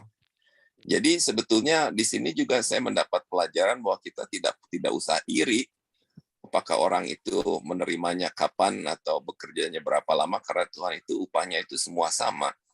Jadi itu merupakan keheranan bagi saya juga karena kasih Tuhan itu luar biasa. Bagi yang baru, bagi yang lama, upahnya semua sama, itu keadilan Tuhan yang diberikan kepada manusia. Jadi sebetulnya nggak harus ada keirian bagi kita yang mengerti akan apa yang Tuhan sediakan bagi kita. Terima kasih. Terima kasih, Bu Pak Edi. Ya, tujuan dari Yesus adalah mau mengajarkan konsep anugerah Allah kepada orang Farisi dan kepada kita hari ini. Nah, sering kita itu sebetulnya ngerti dan tahu konsep anugerah, tapi dalam perjalanan hidup kekristenan kita mulai lupa, samar, mungkin terpengaruh oleh doktrin-doktrin dunia ya. Dan memang doktrin upah itu adalah doktrin di dunia ya. Lu kerja gue bayar. Kerja 1 jam gaji 1 jam, 2 jam gaji 2 jam ya. Itu kan konsep dunia, tetapi konsep Allah adalah anugerah. Dia murah hati sama orang yang dia mau murah hati. Lalu di dunia ini kita ukur segala sesuatu pakai hasil ya. Yuk kerja 1 jam, saya bayar 1 jam. Tetapi dalam kerajaan surga, Yesus mengukur motif. Dia mengukur cinta. Ya. Jadi benar Pak Edi ya. Jadi memang ini kita itu lagi diingatkan tentang konsep anugerah Allah. Konsep untuk selalu bersyukur berapapun berkat yang Tuhan kasih. Ya bahkan kalau kita cinta sama Tuhan, kita tidak diberi berkat pun, kita tetap akan setia sama Tuhan. Nah, itulah cinta ya. Satu kali anak saya tamat sekolah, saya bilang, kamu pulang bantu papa, kamu kerja sama saya. Lalu dia rajin kerja baik-baik. Waktu akhir bulan saya kasih gaji. Dia bilang, kenapa saya digaji? Saya bilang, loh kan kamu udah bekerja. Ah enggak, saya bukan bekerja untuk upah. Saya mau bantu papa. Saya mulai mengerti ini. Ini motivasi ini yang Tuhan senang. Ya, memang dia berhak dapat upah, tapi motifnya bukan upah. Dan itu harus jadi motif kita jadi ikut Yesus ya. Seringkali kita masih pengen selalu cita-citanya surga, berkat ya, semua anugerah, kebaikan, tetapi kita suka ngomel kalau banyak musibah dalam kehidupan kita. Betul ya Pak Edi ya? Oke, terima kasih ya komentarnya, dan memang Yesus Iya Pak Puguan, ya memang juga kalau kita pikirkan ya, kita hidup secara orang Kristen itu hidup pilihan yang paling terbaik sebetulnya sih bagi kita. Jadi dalam kesehatan jasmani dan rohani nggak ada jalan lain kecuali jalan yang Tuhan sudah ajarkan kepada kita. Amin. Betul. Ya, jadi kita sangat bersyukur ya. Dan bedanya pekerja yang paling pagi sama yang belakangan adalah itu, rasa syukur. Rasa syukur. Terima kasih Pak Edi.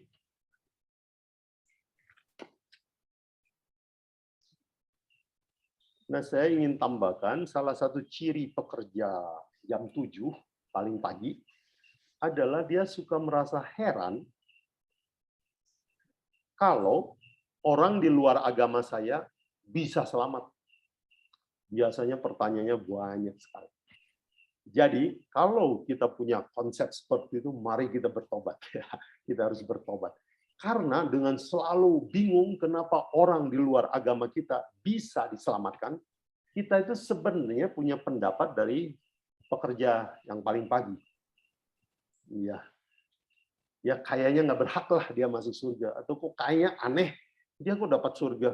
Padahal dia nggak turut hukum Sabat, dia makan makanan haram, dia tidak turut 10 hukum, dan dia bahkan nggak kenal Yesus Kristus.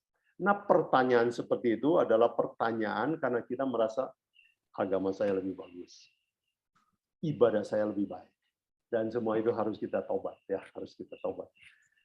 Terima kasih Pak Edi. Baik, kita tunggu kalau ada komentar lain. Oh, tadi ada pertanyaan lagi ya. Saya baca dari chat ya. Dari Silalahi, Saudara Silalahi, izin bertanya, tadi disampaikan pekerjaan yang terdahulu bersungut-sungut dan mendapat upah juga seperti dalam Matius 20 ayat 14. Apa artinya bersungut-sungut dan mendapat upah juga? Oke, terima kasih pertanyaan yang kritis. ya dapat upah tapi ditegur oleh Tuhan. Itu artinya tuannya tidak senang, ya. Jadi sebenarnya ilustrasi ini kan namanya ilustrasi, ada kekurangannya, perumpamaan ada saja kekurangannya karena peristiwa dunia menggambarkan peristiwa surga. Nah, dalam hal ini orang ini dapat upah, dibayar, tapi ditegur dan diungkap motifnya, dikatakan kamu iri ya. Jadi dalam bahasa rohani sebenarnya orang ini tidak diizinkan masuk surga. Ya. Baik, lalu dikatakan tadi apa artinya bersungut-sungut dan dapat upah? Iya, artinya orang ini adalah orang Kristen yang sebenarnya ngomel terus ya, banyak masalah, tidak happy jadi orang Kristen. Ya, dan waktu hari gajian, itu hari penghakiman, Tuhan putuskan bahwa kamu tidak layak untuk kerja di kebun anggur saya. Ya, oke. Terima kasih Pak Silalai. Jadi pekerja yang kelompok 1 itu diibaratkan orang yang tidak selamat ya, tidak diterima masuk kerajaan surga. Oh, ada pertanyaan kedua Pak Silalai. Apakah akan masuk kerajaan surga juga walaupun bersungut-sungut karena dapat upah? Oh ya, sudah terjawab ya. Kelompok ini tidak masuk surga. Jadi waktu hari gajian, waktu hari penghakiman, dia tidak lolos. Terima kasih. Ya, waktu di dunia ini, dia adalah orang yang rohani.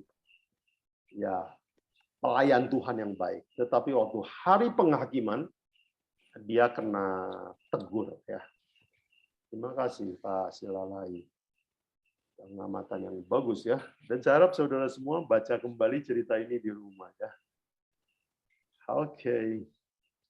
Kita tunggu komentar atau pertanyaan lain. Saya lihat ada beberapa nama baru. Terima kasih ya, saudara sudah bergabung. Kalau saudara ingin mengajukan pertanyaan, boleh kita belajar bersama.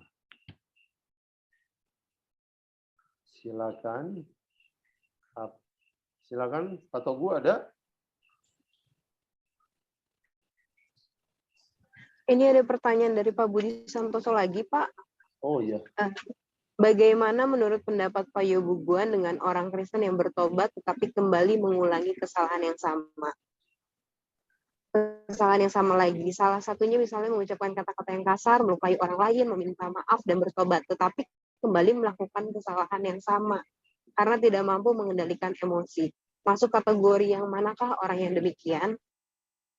Oh, wah, terima kasih Pak Budi, pertanyaan bagus. Masuk kategori mana? Di dalam perumpamaan ini tidak begitu jelas seperti menjawab yang pertanyaan Pak Budi ya. Dia orang yang mana?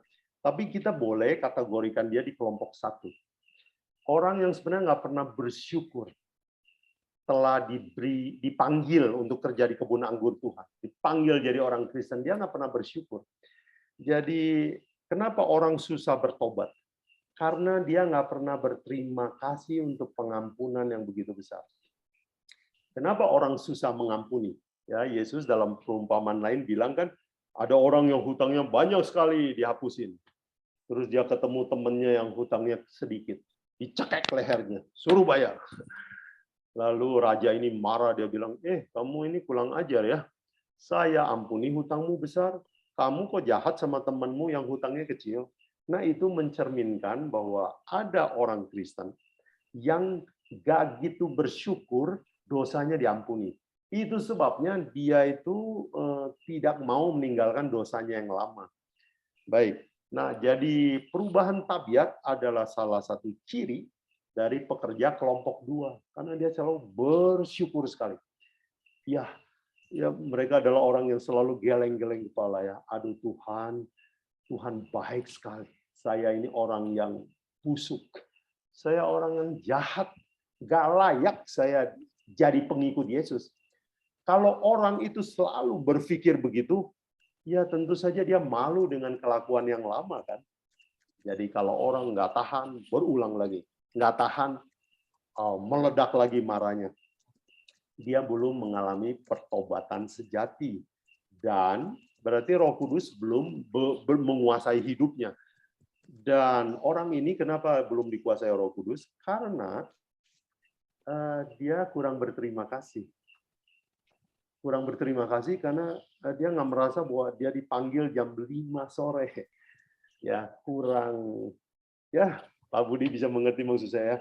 Orang yang kalau ditolong ya waktu dia nggak mampu, itu ya orang Tionghoa bilang ban kamsya itu ya. Aduh, kalau perlu saya nyembah deh. Waktu dia nggak sanggup.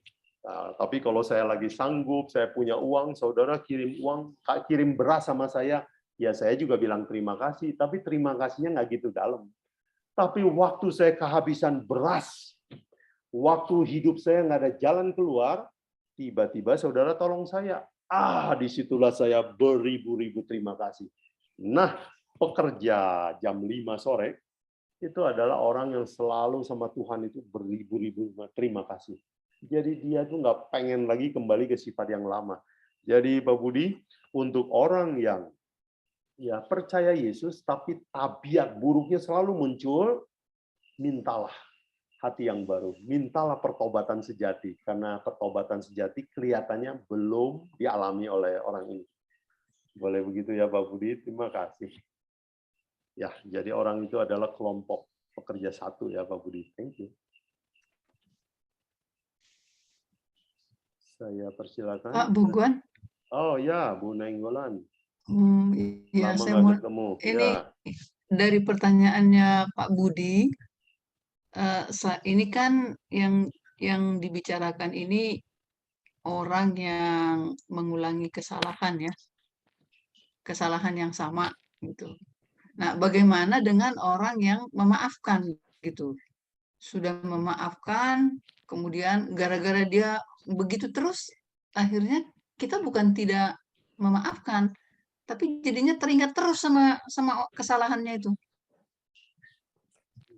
Ini dari sisi yang lain gitu. Ya, ya. Jadi teringat terus ya. Jadi Ya, marah terus. karena Ya. dia ngulangin terus. Iya, ya. Baik. Pertanyaan bagus. Ini problem dilema orang Kristen ya. Dilema orang Kristen. Mungkin saya sekarang teringat sebuah ayat di dalam Matius 5 ya. Ayat 10 11 ya. Matius 5. Boleh Bu Nainggolan bacakan? Ayat 10 dan 11, Pak. Iya.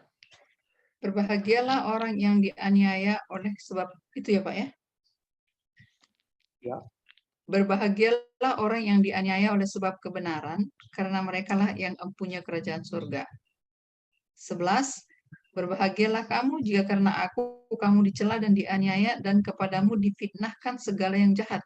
Nah, masalahnya persoalannya bukan karena Tuhan kita dianiaya, kita sedia mungkin, Pak. Iya. Tapi ini kita nggak salah, tapi gimana ya? Dimanfaatkan atau dianiaya gitu.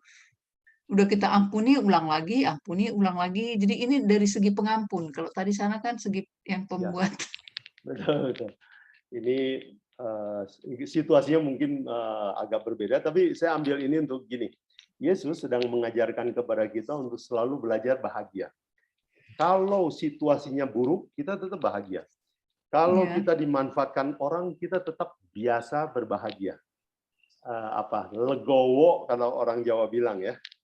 Kita ikhlas. Ya, ditipu uang saya. Ya, mungkin saudara pernah ditipu uang oleh orang lain ya. Saya pernah, dan saya nggak bisa tidur berminggu-minggu. Dan sudah hilang uang, sekarang hilang tidur lagi. Dan saya mengalami depresi. Satu hari, saya pergi ke rumah jompo. Saya ketemu nenek umur 105 tahun. Waktu saya lihat nenek 105 tahun yang sudah pelupa, badannya sudah bengkok, tiba-tiba saya ingat begini, lah manusia itu hidup suatu hari mati juga ya. Bisa jadi nenek begini. Hari ini saya masih bisa makan, uang saya ditipu orang. Kenapa sih saya mikirin itu? Nanti bukan saya hanya hilang uang, mungkin saya juga hilang nyawa juga. Langsung saat itu saya bertekad, saya akan menghapuskan hutang orang ini. Dan pulang saya bilang sama istri saya mau sobek itu bon-bon orang itu sama saya, perjanjian mau bayar hutangnya. Mulai sekarang, dia bayar, tidak bayar, saya anggap dia lunas. Kalau bayar ya alhamdulillah lah, kata tetangga kita ya. Tapi kalau nggak bayar, saya siap. Dan untuk pertama kalinya, saya bisa tidur nyenyak. Dan puji Tuhan sekarang saya masih panjang umur ya. Kalau saja dulu saya selalu kesel terus. Yang rugi siapa? Saya. Uang hilang, kesehatan hilang, pikiran yang damai hilang. Makanya saya tuh kagum. Alkitab mengajarkan kita mengampuni, mengampuni. Orang bilang, wah rugi amat ini ajaran Yesus. Kalau saya ikut ajaran Yesus, waduh bisa rugi saya. Nggak bisa. Mata harus ganti mata, gigi ganti gigi. Gua laporin polisi orang ini. Nah, saudara sekalian, teman saya berperkara uang sama orang, dia laporkan polisi. Orang yang dilaporkan polisi lapor balik. Waktu saya bertemu dengan dia, dulu dia badannya ya seperti saya lah, nggak terlalu kurus, nggak terlalu gemuk. Waktu saya ketemu dia, kurus kering, tinggal tulang. Uangnya banyak. Dan saya tanya, kamu kenapa jadi kurus gini? Aduh, stres, Gon. Kenapa? Perkara pengadilan. Pengadilan, polisi, pengadilan, polisi. Dia pengen menang perkara ini. Saya tersenyum. Saya ingat nasihat Yesus. Sayang dia bukan orang Kristen ya. Jadi saya nggak berani pakai kata Alkitab. Saya cuma bilang, kalau you mau hidup damai, sudahlah. Kasusnya buang aja. You ngalah aja. Nah, di dalam 1 Korintus 6, memang Paulus ajarin sama kita, Bu Nenggolan, mengalah. Kenapa kamu tidak lebih berbahagia kalau merasa dirugikan? Jadi orang Kristen kalau mau bahagia harus rugi sedikit, harus ngalah, harus mengampuni. Dan itu semuanya baik buat kita, baik buat kita. Begitu Bu Nainggolan. Jadi seringkali ada orang bikin kesal sama kita, latihan. Ya bilang, Tuhan terima kasih nih, ada orang sulit. Jadi saya belajar mengampuni dia tiap hari. Dia bikin kesal lagi, saya senyum lagi, belajar. Dan itu ujian iman kita juga ya Bu Nainggolan. Iya, Pak. Terima kasih, Pak. Wow. Ya, sama-sama. Jadi kalau kita mempunyai tabiat seperti itu, Bu Nainggolan bisa bayangkan bagaimana kesan orang tentang kita. Waduh, kita seperti karet ya. Dipukul, ya bola karet, pukul, bulat lagi, pukul, bulat lagi, dicolok, bulat lagi, ditarik, kembali lagi bentuk yang sama ya. Oh, dan itu kesaksian bagi orang lain, Bob. Wow, tabiat seperti ini saya nggak pernah lihat. Oke, terima kasih Bu Nainggolan. Terima kasih, Pak. Ya, jadi puji Tuhan kalau ketemu orang sulit ya. Saudara sekalian, jangan Anggap latihan ya. Anggap latihan ya. Orang sulit itu selalu ada di kantor, kayak di tetangga, kayak di rumah kita, kayak di saudara kita ada ya. Silakan yang lain. Pak Togu kelihatannya mau bicara? Silakan di-unmute. Baik.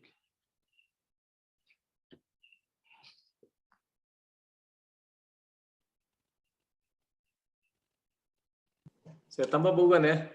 Oh iya, ya. Silakan Pak Togu. Ini tadi kan yang tentang Pak Bukan bilang di Matius 19 ya, ayat 27 sampai ke selesai ke 30 tentang Petrus tadi itu yang menyatakan apa yang akan kami peroleh katanya kan di situ Pak Bukan ya. Mengikut Yesus itu apa yang akan kami peroleh.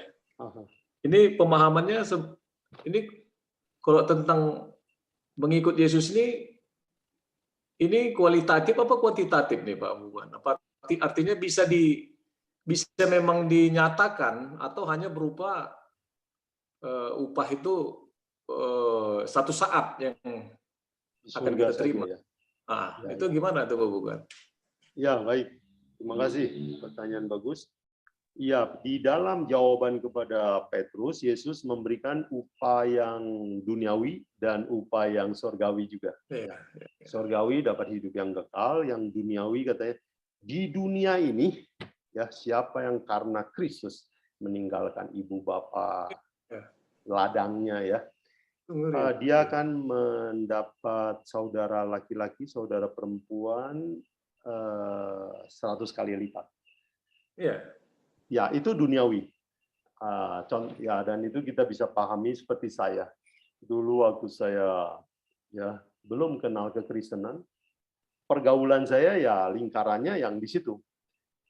Dan waktu saya menjadi Kristen, tanpa terasa itu makin jauh karena minat kita berbeda. Dan saya kehilangan banyak teman dari lingkungan gaul saya yang lama. Tetapi sebagai gantinya, sekarang saya ketemu banyak saudara baru ya, yang dari Bible Study, yang di gereja.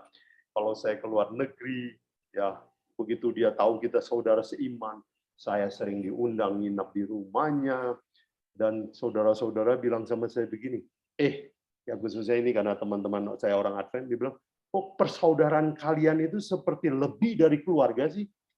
Kok nggak takut mengundang kamu di rumahnya? Saya bilang, enggak tuh, dia saudara saya.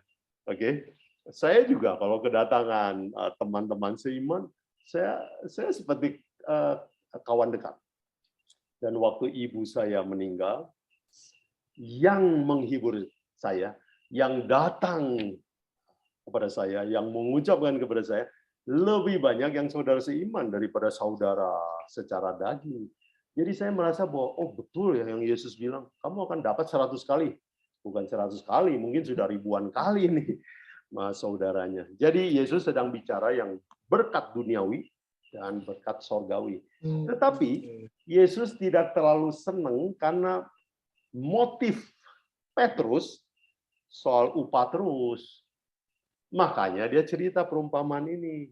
Ya, orang yang masuk surga jangan mikir upah aja. Muridnya upah. Iya, jadi jangan orang muda bilang jangan matre ya, jangan materialistik ya. Jadi kita memang ikut Yesus harus karena cinta. Dan kalau orang cinta, upah itu udah nggak dibicarain lagi. Iya. Oke. Waduh, terima kasih diingatkan oleh Pak Togu. Baik, masih ada waktu sedikit. Artinya gini Pak Bogon ya. Ya, Pak Togu. Artinya hal mengikut Kristus ini, kita itu harus ada pengorbanan juga. Artinya seperti yang dibilang tadi, kamu harus meninggalkan baik material maupun keluarga ya, yang untuk mengikut aku. Itu kan harus ada pengorbanan artinya dalam kehidupan ini. Pengorbanan yang tidak tanggung-tanggung sebenarnya kalau mengikut Kristus ini kan gitu Bu Bogon. Betul. Artinya kita memang betul seperti para rasulnya yang 12 rasul Yesus itu yang tidak berumah, yang tidak kawin, yang segala harta segala sesuatunya dia harus lepas semua dan malah sampai nyawanya pun dia harus korbankan. Yes. Jadi memang kalau pemohon saya kalau nggak tanggung-tanggung memang kalau mengikut Yesus seperti kayak Tante Kore bilang ya harus semua overall lah, semua segala sesuatunya harus diserahkan kepada Tuhan. Kira-kira gitu Bu Guan ya. Amin. Tapi ngomongnya gampang ya, tapi berat itu ya. Jadi saya sering untuk mudanya, orang ikut Yesus itu seperti orang kawin. Hitung dulu ongkosnya sebelum kamu menikah kan? Ya. Dan memang Yesus bilang, siapa yang mau ikut saya, kalau dia tidak hitung ongkosnya lebih dahulu, dia tidak layak ikut aku. Yesus bilang, siapa yang mau ikut aku, dia harus sangkal diri, pikul salib. Itu. Sangkal ego, ikut menderita bersama saya. Jadi betul yang Pak Togu katakan tadi. Jadi saya sering menggambarkan bahwa ikut Yesus sebenarnya mirip sama kawin, perjanjian kawin. Suka, duka, saya ikut. Ini resiko saya ikut Yesus. Begitu kan kita menikah begitu ya Pak Togu ya? Iya, iya. Ya, mana tahu kita nanti beruntung atau ya sudahlah, nasib toh. Ya, bagaimana? Apapun nasibnya, kita kalau udah janji setia, setia Sampai akhir. sampai akhir hayat. Nah, itu yang Pak Togu bilang, memang pengorbanan. Nah, dalam hal kawin kita mengerti, dalam hal ikut Yesus kita nggak mau ngerti. Maunya yang enak, yang senang. Ya, doa nggak dijawab sedikit, marah sama Tuhan. Ngambok lagi, nggak mau ikut Bible study lagi. Jadi kita itu ngambek, gitu, sifat anak kecil kan. Nah, orang anak kecil itu nggak boleh kawin memang. Orang yang kawin harus orang yang dewasa, bersedia mengambil resiko. Nah, ikut Yesus beresiko. Beresiko. Baik. Wow. Ya, dalam ini saya suka. Terima kasih ya Pak Togu. Hitung ongkosnya, pikul salib. Terima kasih. Oke. Banyak yang belum dapat. Satu lagi nih Pak Buguan.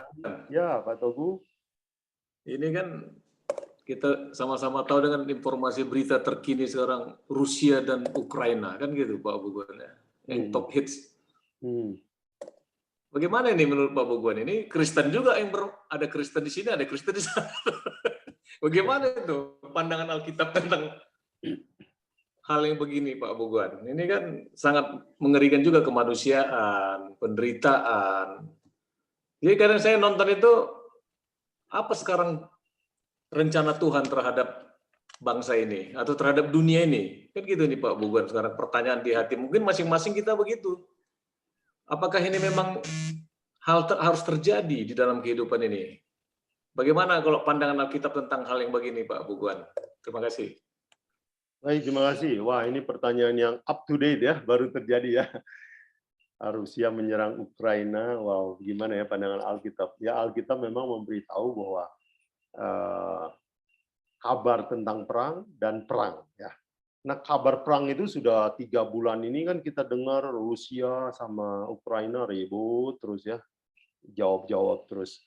Itu kabar perang. Sekarang perang terjadi ya. Dan ini bukan satu kali ini saja, nanti akan terjadi yang lain. Negara lain juga ya. Tiongkok dan Taiwan. Wah, itu juga panas-panas itu ya. Terus Tiongkok sama Filipina soal perbatasan. Sama banyak lah. Dan di berita perang, berita konflik ini terus ada. Dan dengan belajar Alkitab, ya, kalau kita baca berita, kita cuma tahu apa yang terjadi. Tapi dengan belajar Alkitab, kita mengerti mengapa ini terjadi.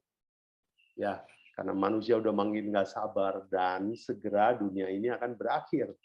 Jadi kalau kita dengar berita perang, apa, gimana ya? Kita harus mengerti bahwa ini adalah tanda dunia ini akan berakhir. Ya. Dan semakin kita dengar kabar perang, semakin kita harus lebih menyiapkan diri ya. Nah, Alkitab mengajarkan kita hendak berbahagialah orang yang membawa damai ya.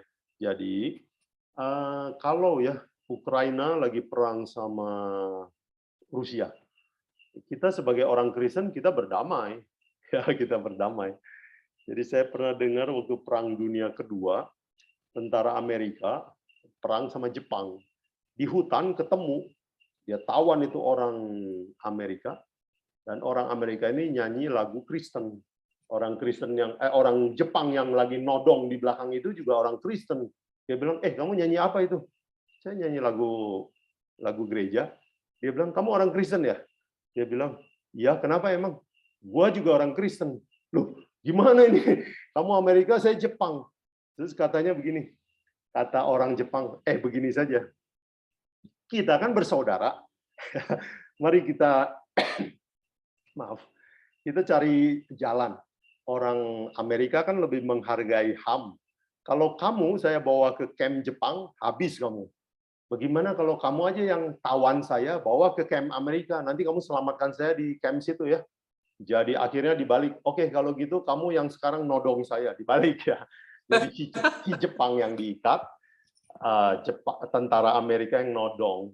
Jadi balik arah dia, bawa ke camp Amerika, perang dunia berakhir, orang Jepang dibebasin. Jadi kita harus bawa damai. Negara boleh berperang, tapi orang di dalam kita orang Kristen cari bawa damai lah sedapat-dapatnya. Jadi kita berdoa aja untuk Ukraina dan Rusia. Banyak orang Kristen di Ukraina, banyak orang Kristen di Rusia, banyak gereja di sana, banyak gereja di sini. Gereja, iya. Ya, dan begitulah. Jadi dengan dengan belajar Alkitab kita mengerti ya kenapa ini semua terjadi ya. Dunia sudah makin tua ya. Malah si Putin kan itu pengikut Katolik Ortodoks tuh ya Pak Buguan ya. Kalau si Putin. Kalau Ukraina itu Kristen nggak apa?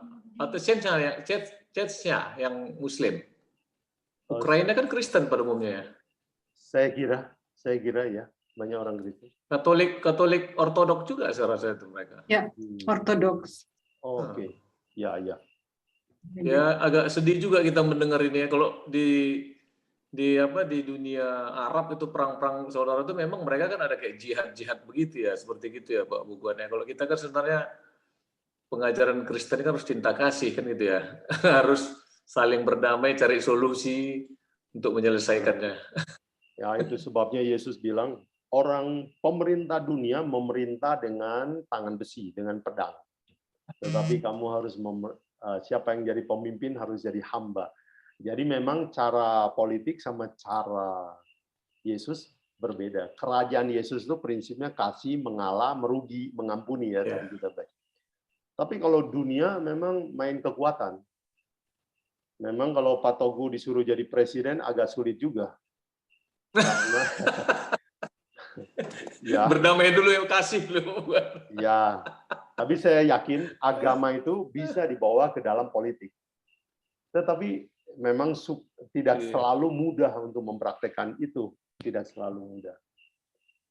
Tapi memang kita warga kerajaan Yesus itu prinsip berbeda. Iya. Ya, silakan.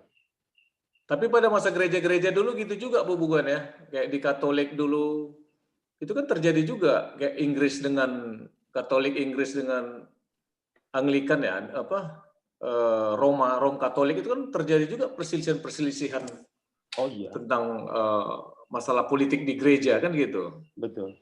Bahkan gereja juga kita waktu belajar Wahyu menganiaya umat yang berbeda pendapat. Jadi sebenarnya sifat manusia ini agama apapun dia, selama hatinya tidak dikuasai oleh Roh Kristus, kita sebenarnya dikuasai oleh roh yang lain. Ya, roh jahat mungkin ya. Baik. Ya ngeri sekali memang. Setan sedang mengadu domba. Diadu semua. Ya sebenarnya bukan cuma Putin sama Ukraina yang lagi diadu, kita sama tetangga kita. Kita sama saudara kita. Ya, banyak orang nggak sabar sama saudara sendiri. Ngomong-ngomong kalau sama orang lain biasanya kita sabar ya Pak Togu ya. Sama anak sendiri, saudara sendiri juga cepat marah. Dan itu memang setan kayak lagi adu-aduin terus. Iya. Baik, aduh. Iya, terima kasih Pak Buguan. Terima kasih, sedih ya kita dengar perang ya. Kita doakan semoga ini cepat ada damai lah. Baik. Pertanyaan terakhir barangkali. Saya diberitahu. Oh, Bu Medi. Ya ini nggak ada cerita sedikit mengenai hari Sabat yang lalu di gereja. Saya terharu ya akibat perang Rusia dan Ukraina itu ada banyak pengungsi ya. Jadi beberapa orang di gereja kita bilang kalau mereka mengungsi ke Belanda ini saya bersedia menampung di rumah saya. Terus satu bilang saya bersedia 2 orang. Apapun mereka kan Kristen dan apalagi kalau dia Advent. Jadi saya hampir air mata terharu mendengar spontanitas ya dari orang-orang di gereja saya yang yang ya itulah, jadi kayak merasa jadi kayak bersaudara gitu. Amin. Mereka itu saudara kita kan, apalagi kalau dia dari Advent, karena di Ukraina ada 478 gereja ya, dengan sekian 41.000 anggota. Jadi ya, bisa aja mereka datang pelarian ke sini dan mereka sudah membuka tangan untuk menerima di rumah mereka, merasa seperti saudara sendiri gitu. Oh, amin, puji Tuhan, sikap yang bagus. Saya kagum gitu, sampai ya terharu lah gitu. Ya. Bisa Itulah jadi saudara kan? Ya, itulah saudara. Dan itulah yang Yesus janji ya. Kalau kamu ikut Yesus di dunia ini, kamu akan dapat ganti saudara 100 kali lipat. Ya. Betul. Puji Tuhan. Makanya nenek terkom. Ya. Terkom. Oke. Terima kasih kesaksiannya. Dan ya semoga kita juga ya selalu biasakan baik sama saudara beneran, sama saudara seiman juga ya. Karena memang kalau kita pikir-pikir pada akhirnya kita ini bersaudara semua ya. Karena nenek moyang yang sama, karena perkawinan kita ini seperti jaring laba-laba ya. Dunia ini keluarga kita. Jangan-jangan ini Putin sama siapa ini Presiden Ukraina ini? Vladimir. Ya. Itu nenek moyangnya sama itu. Vladimir keturunan Yahudi, Pak, bukan? Oh gitu. Ukraina keturunan Yahudi. Ya. Artis, bekas artis lagi itu. Oh. Pemain film. Oke. Jadi jangan-jangan ini kita perang sama saudara sendiri ya. Mungkin juga, karena Stalin pun kan dulu Stalin yang membawa komunis itu kan keturunan Yahudi juga tuh Pak, bukan kan? Sejarahnya. Ya. Ya bersaudara lah. Itu bersaudara, kan, betul. Mungkin di dalam Ukraina itu kan tadinya Uni Soviet. Mungkin udah ada perkawinan mereka, ada barangkali omnya di Rusia, tantenya di Ukraina, atau sepupunya, mungkin itu pasti. Karena udah mereka kan dulu kan tidak ada membatasi, bisa bebas kan masuk ke sana kemari. Betul. Iya. Nanti waktu mereka sadar kalau dia perang sama sepupunya, nyesal dia nanti ya. Baik. Loh, iya, itu yang ya Bu itu siapa? Ya itu siapa Salinski itu dia keturunan ketiga, dia punya opa dulu disiksa sama Jerman dulu. Dan kedua, Putin ini dibenci sekali sekarang karena apa? Ini perangnya Putin. Orang Rusia nggak tahu apa-apa. Mereka pikir ini kan dia bilang bahwa si Salinski ini neonasi lah apa, padahal dia bekas aktor komedian 3 tahun lalu. Banyak yang nggak suka, tapi begitu dia jadi presiden betul-betul dia bagus sekali, dia dicintai. Jadi ini sekarang orang Rusia yang di Belanda pada demonstrasi juga di Rusia, mereka nggak mau. Mereka bilang itu karena Kiev, ibu kotanya itu mereka rasa indah sekali. Mereka nggak tahu kalau sudah dibom-bom kan nggak boleh masuk media di Rusia, nggak boleh.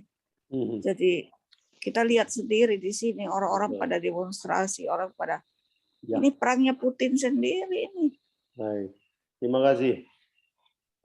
Ini kita jadi ngomong perang. Itu yang demo kan senang damai ya. Mari kita praktekkan damai di rumah kita dulu ya.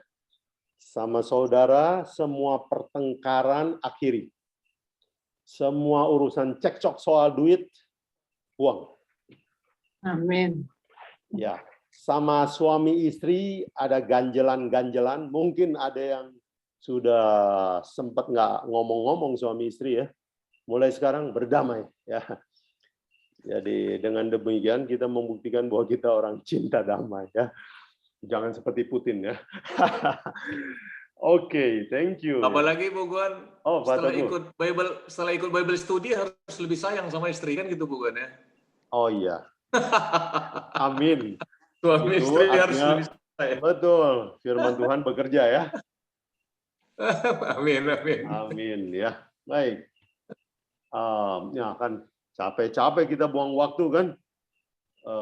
untuk belajar firman Tuhan, padahal firman Tuhan tidak berbuah. Jadi orang yang belajar firman Tuhan tapi tidak berbuah, itu lebih rugi dari orang dunia. Mungkin dia sekarang lagi ada di bioskop, lumayan dia menikmati duniawinya. Kita sudah nggak ke bioskop, belajar Alkitab, Alkitabnya tidak menghasilkan apa-apa. Kita orang malang ya, orang rugi 2 kali. Terima kasih. Sudah ingatkan itu. Betul ya, saudara sekalian, mari akhiri permusuhan di rumah kita. Di keluarga dekat kita. Coba saudara ingat-ingat siapa yang ada ganjelan. Cari cara akhiri. Terakhir ada pertanyaan dari Pak Budi. Saya bacakan. Terkadang kita melihat ada tipe orang yang merupakan pekerja yang datang belakangan dapat berubah menjadi tipe pekerjaan yang bekerja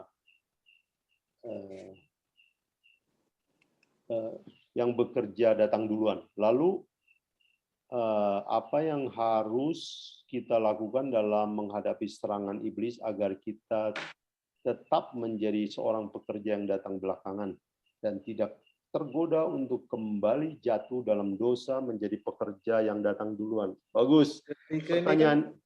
Pertanyaan ini saya jawab di bagian aplikasi tadi ya. Kalau kita lihat di jendela, kalau di luar tidak ada cahaya, yang kelihatan muka siapa Pak Budi? Muka saya. Oke. Bila mana datang cahaya di luar jendela, yang kelihatan adalah gunung, pohon. Muka saya hilang. Apa kuncinya supaya kita hilang ego? Harus ada sinar masuk dalam hati kita. Dan sinar itu adalah Yesus Kristus. Nah, tadi saya ambil aplikasi. Bagaimana supaya kita jangan jadi pekerja yang terdahulu itu. Merasa pekerja yang terdahulu. Yaitu, mari kita ingat kesepakatan kita dengan Tuhan waktu pertama kali ikut Dia. Ingat kembali janji kita. Dan setiap kali kita ingat Tuhan, maka sifat ego kita akan hilang. Karena sinar Yesus Kristus itulah yang menghilangkan ego. Oke. Jadi ingat gambar tadi ya, gambar muka di jendela dan muka di jendela hilang karena urusan sinar ya. Nah, bisa nggak kita orang yang pekerja terkemudian menjadi terdahulu? Bisa, karena ini kan cuman urusan waktu ya. Orang pekerja jam 9 mungkin cemburu sama pekerja jam 12. Bisa saja. Dan dia selalu membandingkan dengan orang lain.